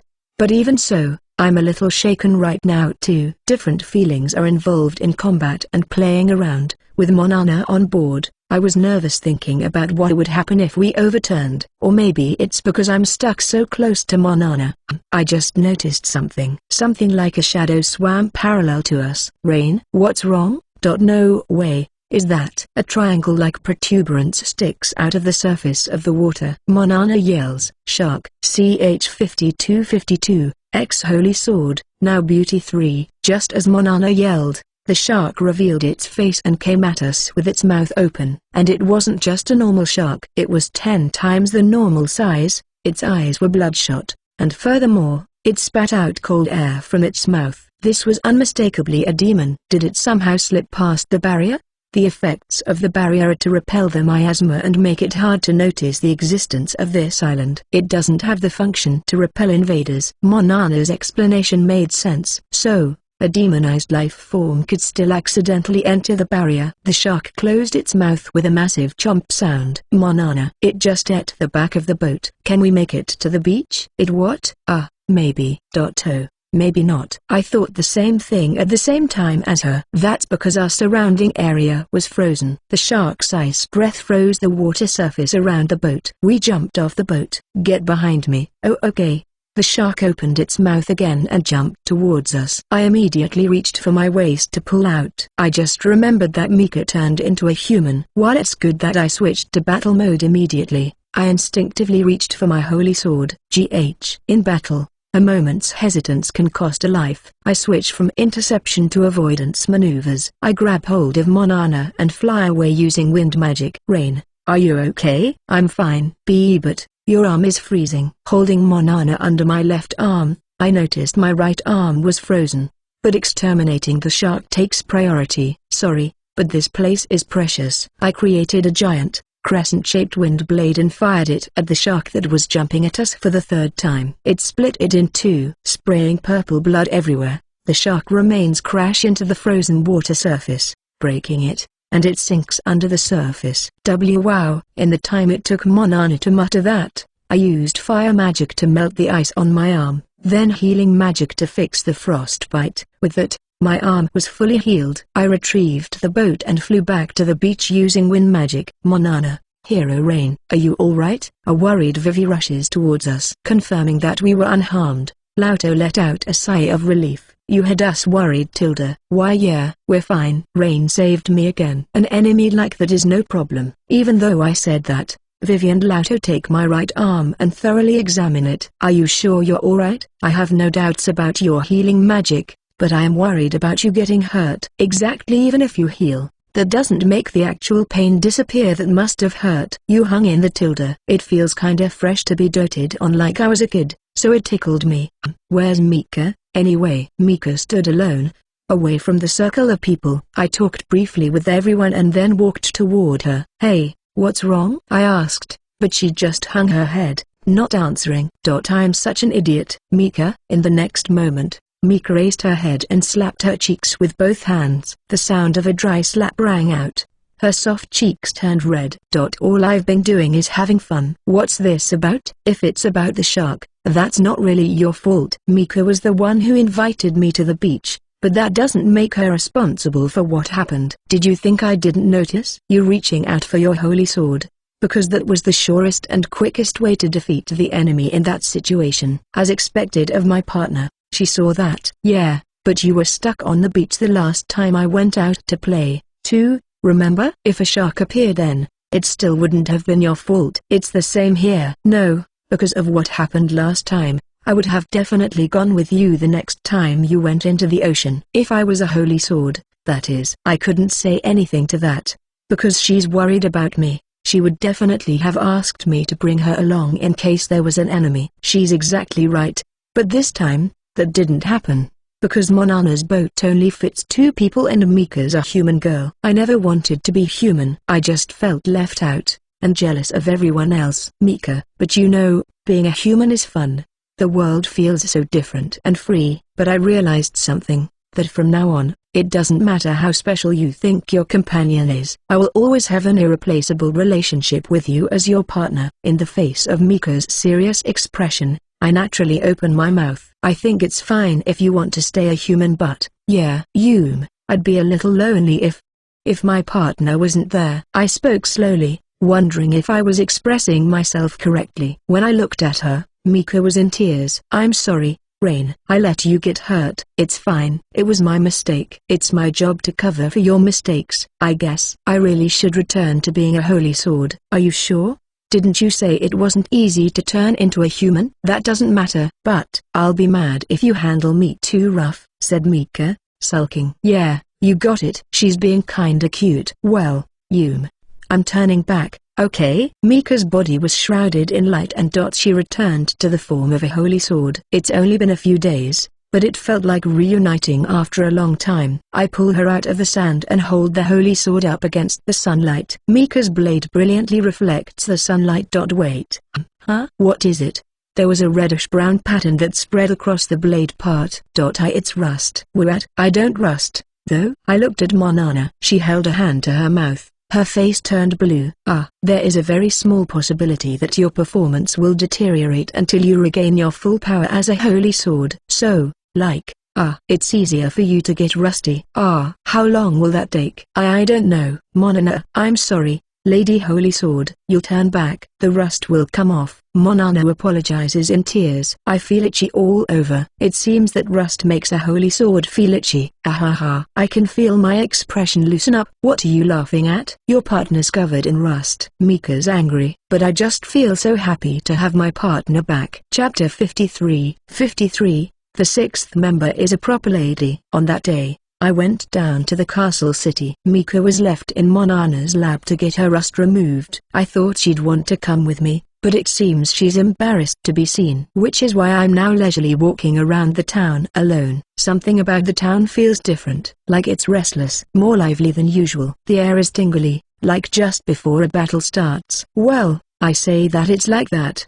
but the air in the town was bright and cheerful. That afternoon, while stuffing my face with the grilled skewers in front of my favorite street stall, I asked the crab-headed stall owner, "Is something starting soon?"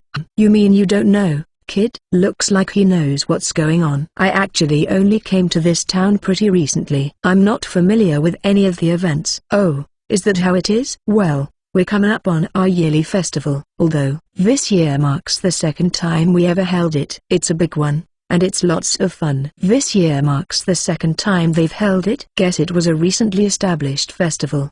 What kind of festival is it? You know about the hero Rain, huh?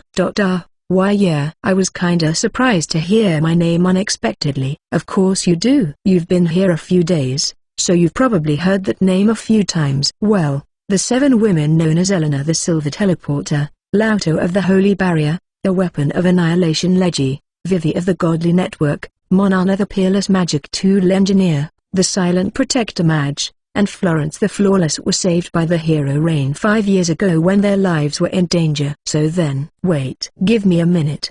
What's up? First off, let's say that my name spread far and wide. Since the 7 are each famous in this country, it isn't strange to imagine that my saving them made me famous in a demon country despite me being a hero of humanity. Come to think of it, Didn't Jurel say so during the practical class in the Magic Academy? That everyone knows of the tale of the 7 prodigies. What surprised me were the aliases given to those 7 prodigies. I heard nothing about them even having aliases. Also, I've discovered the names of the 2 remaining women I have yet to reunite with. I see, everyone in this country is more familiar with their achievements than I am. No, it's nothing. Please continue. You're weird, kid. Ah well, I'll keep going. So, this Rain is apparently a perfect hero. Kind-hearted, good-looking, and strong. In order to give thanks to such a brave hero for his brave deeds, we hold the Rain Festival once a year every year, on the day that he saved those 7 women. Rain Festival. That name is too on the nose. This festival won't lose to even the Founding Day Festival. We're talking parades in the main street, stalls everywhere, a commemorative race with race centaurs, and big-ass fireworks at night. And, in this season, there'll be a reenactment performance on stage called The Hero Rain and the 7 Captive Maidens. Is that so? I couldn't hide my bewilderment at the whole country celebrating what I did. Moreover, I'm surprised that he's boasting that it's as grand as perhaps the grandest festival they could have, which is the festival to celebrate the rising of this nation. During that time, my sales go up and the folks have fun. Man, it's a hell of a festival. I hope it'll become an annual thing. See. So long as everyone's having fun, I guess. You said it. By the way, such a grand festival requires a lot of money, right? Just who is the sponsor? I can almost smell the fact that the 7 are involved in that, but I ask anyway just to make sure. That would be Florence the Flawless, the woman with a genius business acumen to single-handedly run the country's gambling dens in just a few years. Running gambling dens? Yeah. You might not understand it, kid, but where there's greed, there's bad guys. There were illegal gambling dens and loan sharks in this country. Is that so? There's no mistaking that this is a peaceful country, but there isn't a country where its inhabitants do no wrong. There may not be evil, battle-hungry demons, but there are people who make mistakes. Lady Florence rounded up those guys and made this a safe country to enjoy gambling. Thanks to her, the absolute worst that can happen to you is that you'll just end up penniless. I suddenly recall a certain red-haired maid who lost all her money in the centaur races. If this were the olden days, someone like her might have been tricked by evil loan sharks. Lucky for you. Asla. While thinking that, the shopkeeper made a face like he just remembered something. Hey, that's right. Hey kid, if you're free, why not head to the outdoor stage? You should be able to see them rehearsing at this time. Huh? You mean for that thing you mentioned earlier? The hero and the 7 captives thing? Yeah, and if you're lucky, you might get an audience with Lady Florence, the only one of the 7 maidens whose face is known to the public. The only one of the 7 maidens you can meet. Is that right? Now that he mentions it, that time I walked around with Eleanor, no one seemed to know who she was. If they knew her face, she would have gotten a better reception. Thinking about that day, Vivi came to this very shop to look for me and the shopkeep mistook her for my elder sister. He had no idea she was the chief intelligence officer. Well, I suppose that's not rare. Just because the whole country knows their names doesn't mean every citizen knows what they actually look like. Which means, out of the 7, Florence's face is the only one known among the royal capital citizens. In that case, I'll go take a look. Sure thing. Hey, don't go making your sister worry now, yeah? Looks like the shopkeeper still thinks Vivi is my older sister. Ahaha. I'll try not to. The outdoor stage was built in the large town square. Atop the stage were several young women in their early teens, stiff and quaking. This is probably the reenactment of what happened 5 years ago. The girls with high amounts of mana who were rescued by the saviors before they could be sacrificed for a mysterious ritual, although they seem to have excluded the fact that there were quite a lot of captured human girls too. Also, the enemy at the time was a skeleton mage, but here it's just a Majin in a robe. Lastly, I think that person is playing the role of the hero Rain. But the person doing battle with the mage is a girl. Her hair and figure resemble mine at the time, but she has cat ears. What do you think, my lady? There are other pedestrians watching other than me. But among them, two stand out, a beautiful woman in an extravagant dress that makes her look like nobility, and a beautiful woman wearing a butler's outfit. Those two are clearly different from everyone else. I wonder if one of those two is this Lady Florence that the crabhead shopkeeper mentioned. The beauty in the dress looked gloomily at the beauty in the butler outfit's question. My biggest concern is the one playing Serene. After all, is that so? She would be the 40th candidate. To an amateur like me, the cat-eared girl's acting seemed good enough. But apparently, the beauty in the dress was not convinced. She smacked the fan in her hand into her empty palm with a grim expression. Serene was not merely charming and gallant. He was an expert in battle unbefitting of his young age. He stared at his foes with a cold, sharpened gaze, yet he looked at us captives with a look filled with compassion. Not to mention a gentle voice, uttered with the express purpose of reassuring us. The actor playing his role must fulfill all of these qualities.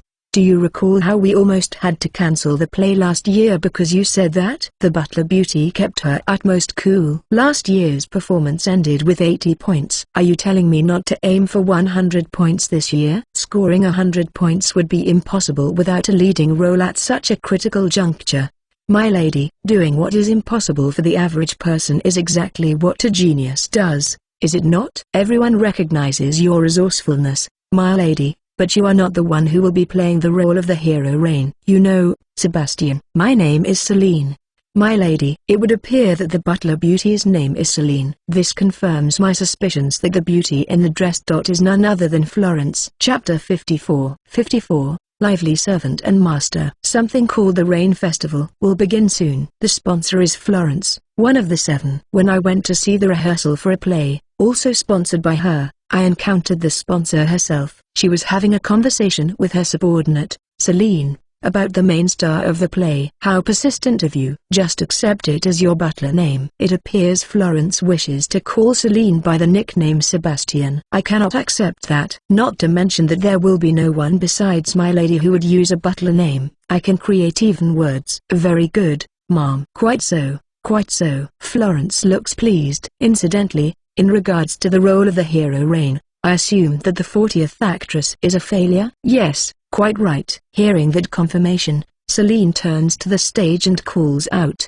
Being informed that she was dismissed, the cat-eared girl slumped her shoulders and left the stage. My lady, thus far we have reviewed only young women. If we have yet to find a qualified individual, perhaps we should gather young male actors instead. Apparently, all the applicants to play my role have been female. No, Florence flatly refuses.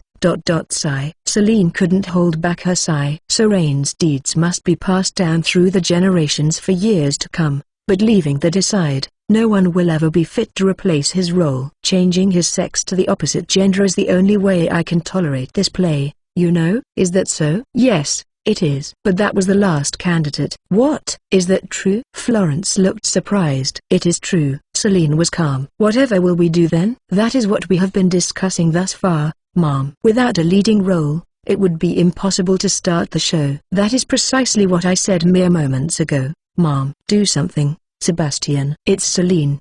My lady. There must be an incredible actress that we haven't seen yet. Limited to the royal city at the very least. There are no more actresses who fit the conditions. Wow. Florence is shocked. Then, she shakes out a frustration. Is there truly no one in this world who feels like a lovely, young, great hero like Serene? Should we not ask the person himself, who has already been welcomed in the royal castle as a freeloader, for assistance? At those words, Florence grips her fan tightly. That Eleanor keeps getting in my way. I haven't even had the chance to reunite with him yet. This is unthinkable. What did you do, my lady? Whose side are you on? Can you truly think of nothing? Nope. Florence answered immediately. For example, asserting dominance by flaunting your income? Well, apologies to the other 6, but I do have overwhelming financial prowess. Sigh. Even so, the others are in positions of great importance to this nation. Well, so am I. I brought law and order to this city, and I am giving back in abundance in taxes. That's, well, not only do I win in good looks, but I can also spend the most time with Serene. No, your beauty aside, The others are either off on missions or in a position where they cannot leave their office. I do believe my lady being able to move around so easily is a point in my lady's favor. From what I can hear, while the other 6 belong to organizations with a direct superior, Florence is at the top of her field and can freely choose where to go. Quite so, quite so. If that's the case, I believe I should be the one to be his guardian after I reunite with him. I talked to everyone about that, but we could not reach an understanding. That, my lady, said Celine. I can easily imagine the others strongly opposing Florence's opinion in my head. What? The others also feel indebted to the hero Rain just like my lady. Yes. If that is the case, I do not think it strange that they do not wish for my lady to meet him, considering my lady plans to keep him to herself through financial means. After Celine points that out, Florence tilts her head. It is not as if I plan to bind Serene with rope. Isn't that obvious? I merely believe that he will wish to be with me through his own desires after he receives my hospitality. Is that so? Anyway, back to the previous topic. Is it safe to say that asking for the hero Rain himself is impossible? MRGH, nothing is impossible to me. But surely Lady Eleanor will treat you well? SNRK. That was the first time I heard Celine crack a joke since I started listening into their conversation. Why you?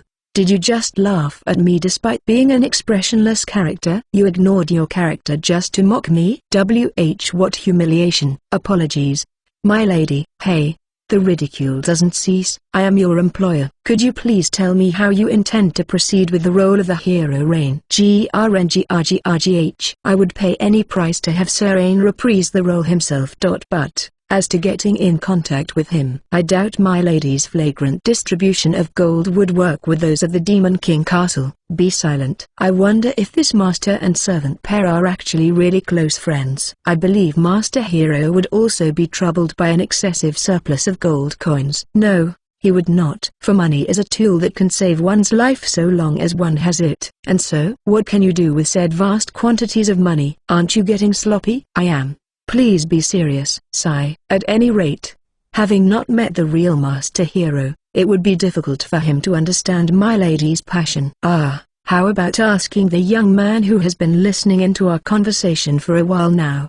Look, his face is quite cute. I wasn't particularly hiding my presence, but it appears she noticed I was listening. Huh? Listen here you. No matter how cute he may be, he would not be adequate. The two of them turned their gaze to me, who is about 5 to 6 people away from them. Then, Florence froze stiff. My lady? She instantly opened the fan and covered her face with it. I want you to answer me with complete honesty. Did you prepare a surprise for me? In all seriousness, I do not understand what my lady is saying. I see, you know me well. Sigh. Is it something about that young Magin boy? That's right. I am currently walking around town with the horns on. Moreover, being a magic tool made by Monana, its effect is to make it difficult to realize that I am human. According to Eleanor's explanation, it also reduces my charm. Anyway, I should appear like a Magin boy. In fact, that is what Celine sees. But from Florence's reaction, then this must be fate. The aura she had up till now changed, from the friendly way she interacted with her servant, to a noble woman in the presence of royalty. She stood directly in front of me, pinched the hem of her dress, lifted it, and curtsied. I am overjoyed to meet you once again. I look at Florence once again. Her long, beautiful golden locks stretched to her left and right in spirals. Her luxurious dress wrapped around her extremely voluptuous body, her chest seemingly ready to spill out. She has a nobility and beauty enough to make me believe she were a princess of a country. Her sheer confidence in herself is expressed in her expression and eyes. Yeah. It's been a while. Good job seeing through the disguise. Chapter 55, Ex-Hero, now Freeloader. Chapter 55, Ex-Hero, now Freeloader. Chapter 54, Translator, Corbracan Editor, Turtle 136. 55, Rain Manor. I reunited with Florence, 6th of the 7. She had golden spiraling twin tails, and jade-like eyes. A gorgeous dress wraps around her voluptuous figure. She looks at me, with my horns on, and she knows that I'm the hero Rain instead of mistaking me for a Magin. It may fool the eyes of the common man, but, I mistake Sir Rain? Impossible. Now that she mentions it, the horns have the ability to make it difficult to see me as human, but Helena can still recognize me even with it on. In other words, It has no effect on people who know my true identity. Even though it's been 5 years, she still met me. The second she saw me, she connected the dots. I have yet to grasp the situation, but am I right in assuming that that young boy is Master Hero? Said Celine. Celine is a sheep to me. Human. 1 TL note. Hey, cute pun here. Sheep equals Hitsuji, butler equals Shitsuji. Her fluffy white hair is just short of her shoulders. With her butler outfit fitting tightly on her, she looks like a beauty disguised as a man. That's right. This gentleman is none other than the great savior who saved me from an evil ritual held by a vile skeleton mage 5 years ago. Serene. Before I knew it, Florence was next to me. She opened her fan with a snap, and puffed out her chest. At that instant, her breasts bounced and shook. I was worried they might just pop out of her dress. I see. Certainly. He is extremely adorable. Said Celine. Quite so, quite so. By the way, Serene, were these horns made by Monana? Responded Florence. Yes, actually. Am I right to surmise that it is also furnished with the ability to suppress your charm so as not to cause the common folk to faint at the sight of your loveliness? Helena said something to that effect. In her case, she really does faint. True enough, with the horns on, she can resist more than usual, so there is an effect. I knew it. Me? Not notice the presence of Serene nearby? Impossible. It was all because of Monana's creation hindering your overflowing charm. A magic tool by Monana, the peerless magic tool engineer? Asked Celine. Celine was surprised. That makes sense. An ordinary person could go about their whole lives never seeing a magic tool. It must be surprising to hear that the nation's treasured magic tool engineer created a mysterious item to suppress the hero's cuteness. Also, are those not Lauto's horns? For today, this horn part is interchangeable. So with this, you can change it to Eleanor's, Vivi's, or Leggie's on a different day. That's how it turned out. Yeah. The 7 had a meeting and that's the conclusion they came to. I don't mind, so I change it every day. Judging by how the crab-headed shopkeeper reacted, the headband also makes this hard for people to notice. Once again, Monana's magic tool is incredible. Well then, let us have my horns added to your rotation. Florence smiled softly, but her eyes were serious. She quickly snapped her fan shut and looked at Celine. Today's rehearsal is over. Tell them I shall contact them again and disperse them. Understood. Celine approached the actors who were still rehearsing the play without an actor in my role. Now then, Serene, we could stand around and talk, but why don't we find a quiet place to chat? Or are you busy? The way she talks to her butler and the way she talks to me really is different. It isn't the noblewoman tone she had a while ago. It's a tone filled with polite affection, like when Eleanor talks to me. No, I'm free. I heard there was a play rehearsal going on, so I came to see. How wonderful. With the lack of the leading role currently, it is in no state to be seen, but more importantly than that, Florence snapped her fingers. As if in response, a horse carriage came, a private room on wheels that rich people ride. Shall we go? Guess so. Oh yeah, that reminds me. There was something Eleanor mentioned a little before I reunited with Monana, about how Monana was the one who wasn't prepared to reunite with me.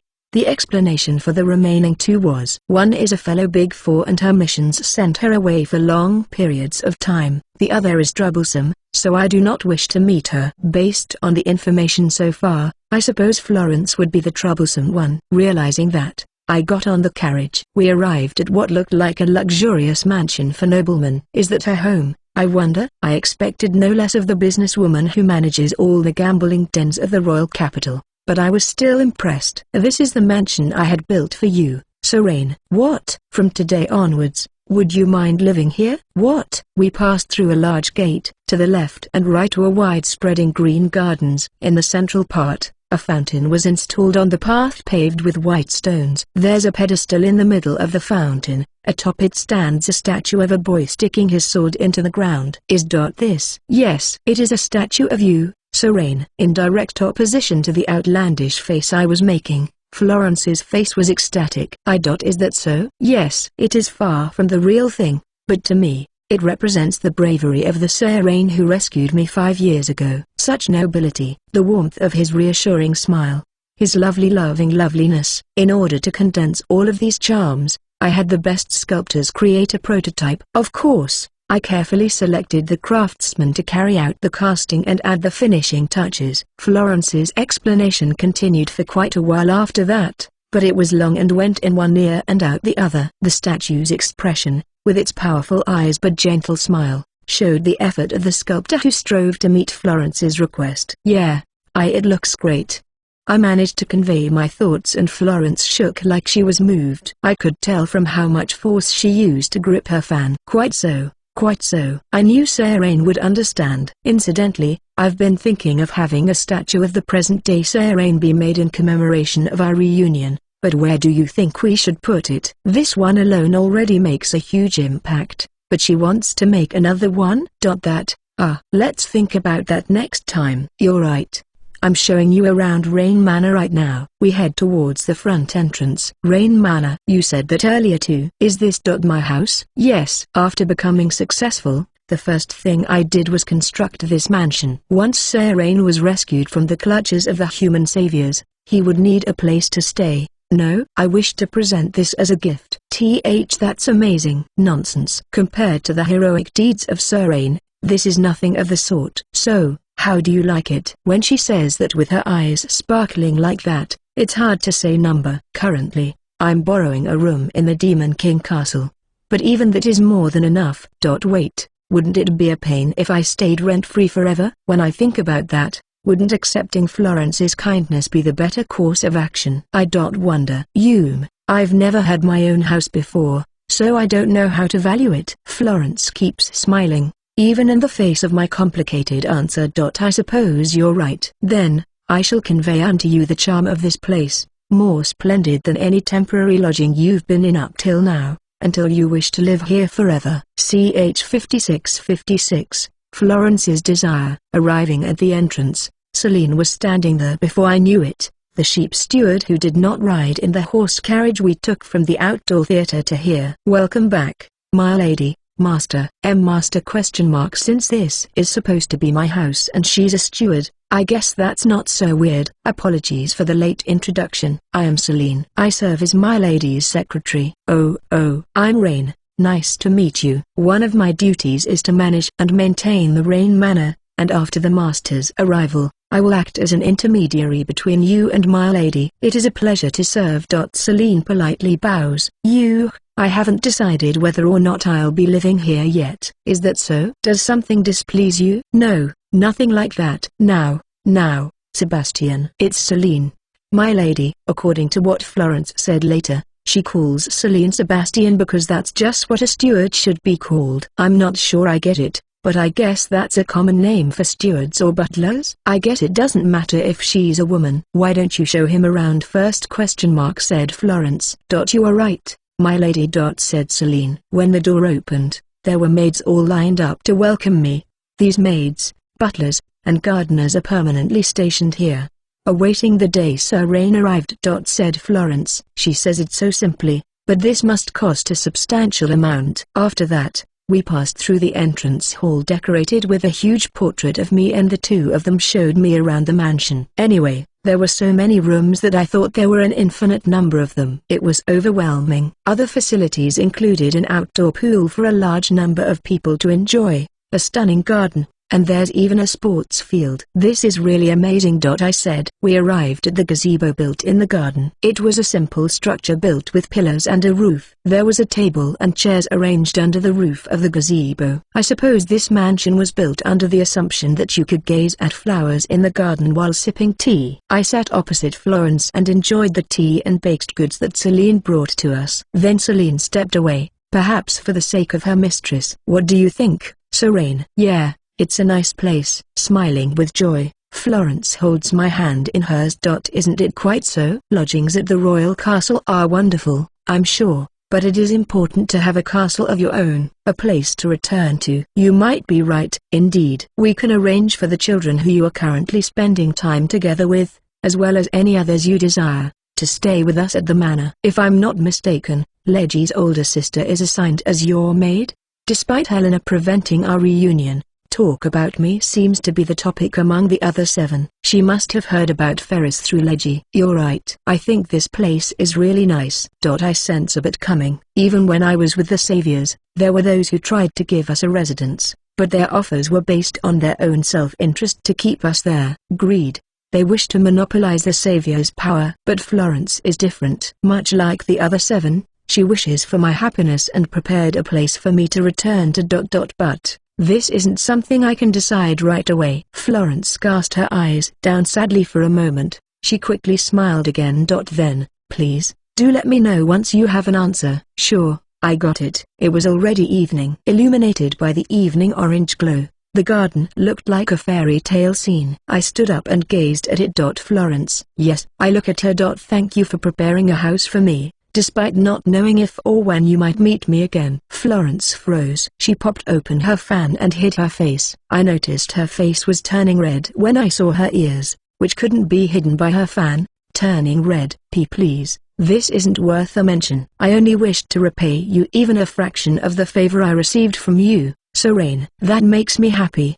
Did you think you could stay just for today? I shall provide you the utmost in hospitality. Sorry, I gotta go back today. I didn't tell anyone about me going out today, but I think staying over is fine. Is it alright if I bring everyone by next time? Why, of course! Florence immediately replied, her face beaming as it emerged from behind her fan. But that face soon looked lonely. However, I don't believe Eleanor would be pleased about Serene meeting me. This may be the last time we meet. Biting her mouth with her fan, Florence looked up at me as her eyes tear up. I don't know what's going on between you two, but it's not like you hate each other, right? I don't sense any hatred from Florence when she talks about Eleanor. Well, our paths may have diverged, but we are comrades who have gone through the same pain. If that's the case, can't you two reach a compromise? Let's set up a meeting. I'll talk to Eleanor when she gets back. If that is what you say, Serene, then I shall try. It was time for me to head back. I started up the teleportation spell. Before it activated, I called out to Florence. If anything comes up, feel free to come visit me just like the others. In that case, I shall visit you every day. Every day might be a problem. Every other day, then. Well, let's discuss that next time. Wanting to change the topic, I say what pops into my head. Right. Show me around the festival. No, wait, you're the promoter, so I guess you'll be busy. Not a problem. Leave everything to me. I'm looking forward to it. Then, I returned to my room in the Demon King Castle. Chapter 57. Eleanor's Desire. After dinner, Eleanor came rushing in, possibly fresh from a mission. Serene. Is it true that you ran into Florence? I asked Ferris to tell Eleanor I wanted to talk to her about that if she happens to see her. I guess she came running as soon as she heard. I asked the kids in the White Fox to go ahead to the baths first, and then I left Ferris to lead them. Mika isn't back yet, so it's just Eleanor and me in the room. Just done with the mission? Good work. Thank you. Wait. No, we're talking about that woman right now. I met her, Florence. She even showed me around my home. Eleanor groans in annoyance. I thought things would be fine for a little while longer, but I see. She would be on the streets catering to festival matters, so it was possible to just run into her. Are you two on bad terms? No, nothing like that. We meet on occasion, boast about Serene's splendor. We also share information too. Really? Then why don't you want her to meet me? Eleanor was silent in thought for a moment, but then opened her mouth before long. She clearly aims to make Serene her main squeeze. I think about the meaning of those words. Main squeeze. You mean, like a lover or something? Add my words. Eleanor nodded shyly. Why yes. That's it. Personally, I hope you can find a partner naturally only after you have become accustomed to normalcy. I wish to help you attain such a future. But she is different. She is gunning for you at present. Gunning? She's like a huntress. She has the position, wealth, and drive to make that happen. Is that so? It is. If I have a mission, I have no choice but to leave your side. However, even if Florence had a meeting pertaining to her job to attend to, she can reschedule it to prioritize you. For better or for worse, she can do it. I see, I get it now. Now that I think about it, Florence and Celine had a similar conversation. Unlike the other 6, Florence is the only one who is flexible because she is at the very top of her organization. The other 6 ultimately prioritize their work, albeit abusing their authority on occasion. While they are busy, they somehow save up time to spend with me, but they can't do it on a whim like Florence can. But, well, everyone feels indebted to me and wishes to meet me again, right? So not letting her see me just because of a difference in opinion is a little. Guilt spread across Eleanor's face. Yes, it is as you say, Serene. I have no right to limit who can meet Serene, and of course, even Florence should have the opportunity to meet with Serene again. I was mistaken. Hey, I'm not blaming you or anything, Eleanor. She smiled weakly in response. I understand. I only just reunited with you guys and there's so much I don't know. Just today, I heard in town that you have the nickname the Silver Teleporter. Eleanor's lips were bent out of shape out of shyness. Why you heard? Yes, well, there are those who call me that. I believe there are many more things just like that I do not know. But still, I don't think the Eleanor I've come to know since our reunion is the kind of person who keeps her friends out of the loop. Serene. Yeah, so I wondered if there was a reason you didn't want me to meet Florence, apart from the one given just now. Eleanor opened her eyes wide and then dropped her shoulders in resignation. I am no match for you, Serene. It is as you say. Eleanor looked at me. We, who are called by many as the 7 prodigies or the 7 maidens, worked hard in order to repay our debt to Serene, all to one day rescue you from the hands of humanity. Yeah. However, before we realized it, this country itself became important to us. Lauto is involved with nurturing future generations, and she cherishes the academy and its students. Vivi senses dangers to the country in advance via her intelligence network and runs around day after day to take countermeasures. Leggy does not like fighting, but she has an overwhelming talent for wide-area offensive magic. She may have chosen a job that has no relation to battling, but she chose to be the royal escort, which is an important job in this country. Monana creates various magic tools as a magic tool engineer, and they all aid the nation. Maj actively hunts evil demons, throwing herself into battle to bring about a peaceful tomorrow. And then there is I, who fulfills her mission as a space elemental user, as one of the Demon King Army's Big Four. Yeah, we all think of you dearly, Serene, but we cannot abandon our work. I mean, that goes without saying, right? Although, that might sound odd coming from someone who abandoned his mission as a savior and became a freeloader at the Demon King Army. Is that so? Florence will manage to adjust, if not outright abandon her duty, and make Serene her top priority. That's only possible because Florence is the head of her organization. I said. I am most certainly jealous of her. Eleanor's expression was so pained and serious that I couldn't say anything. The only thing I excel at over her is my ability to use space elemental magic. She has the power to eradicate those who disturb the public security of the town. The allowance that I give Serene is but a pittance in comparison to her wealth. In addition, she is beautiful and can act with you as her priority. I am no match for her. Eleanor is uncharacteristically sad. This is about winning or losing ? I say without thinking. What ? cried out Eleanor. I met Florence and she showed me the house she prepared for me. Did you think my attitude towards you would change? In response, she shook her head in panic. No, most certainly not. It is just a sense of inferiority on my part. Because Florence is pretty, rich, and can do whatever she wants? Yes, but, you're the one who brought me here, right? Eleanor looked at me in surprise. You geese were thankful for what I did 5 years ago even till now. To be completely honest, I had forgotten about the whole thing until I met you again. No, that's not right. I remember it happened, but I never thought twice about it. Well, that is because various missions were imposed upon you as a savior. It's not that.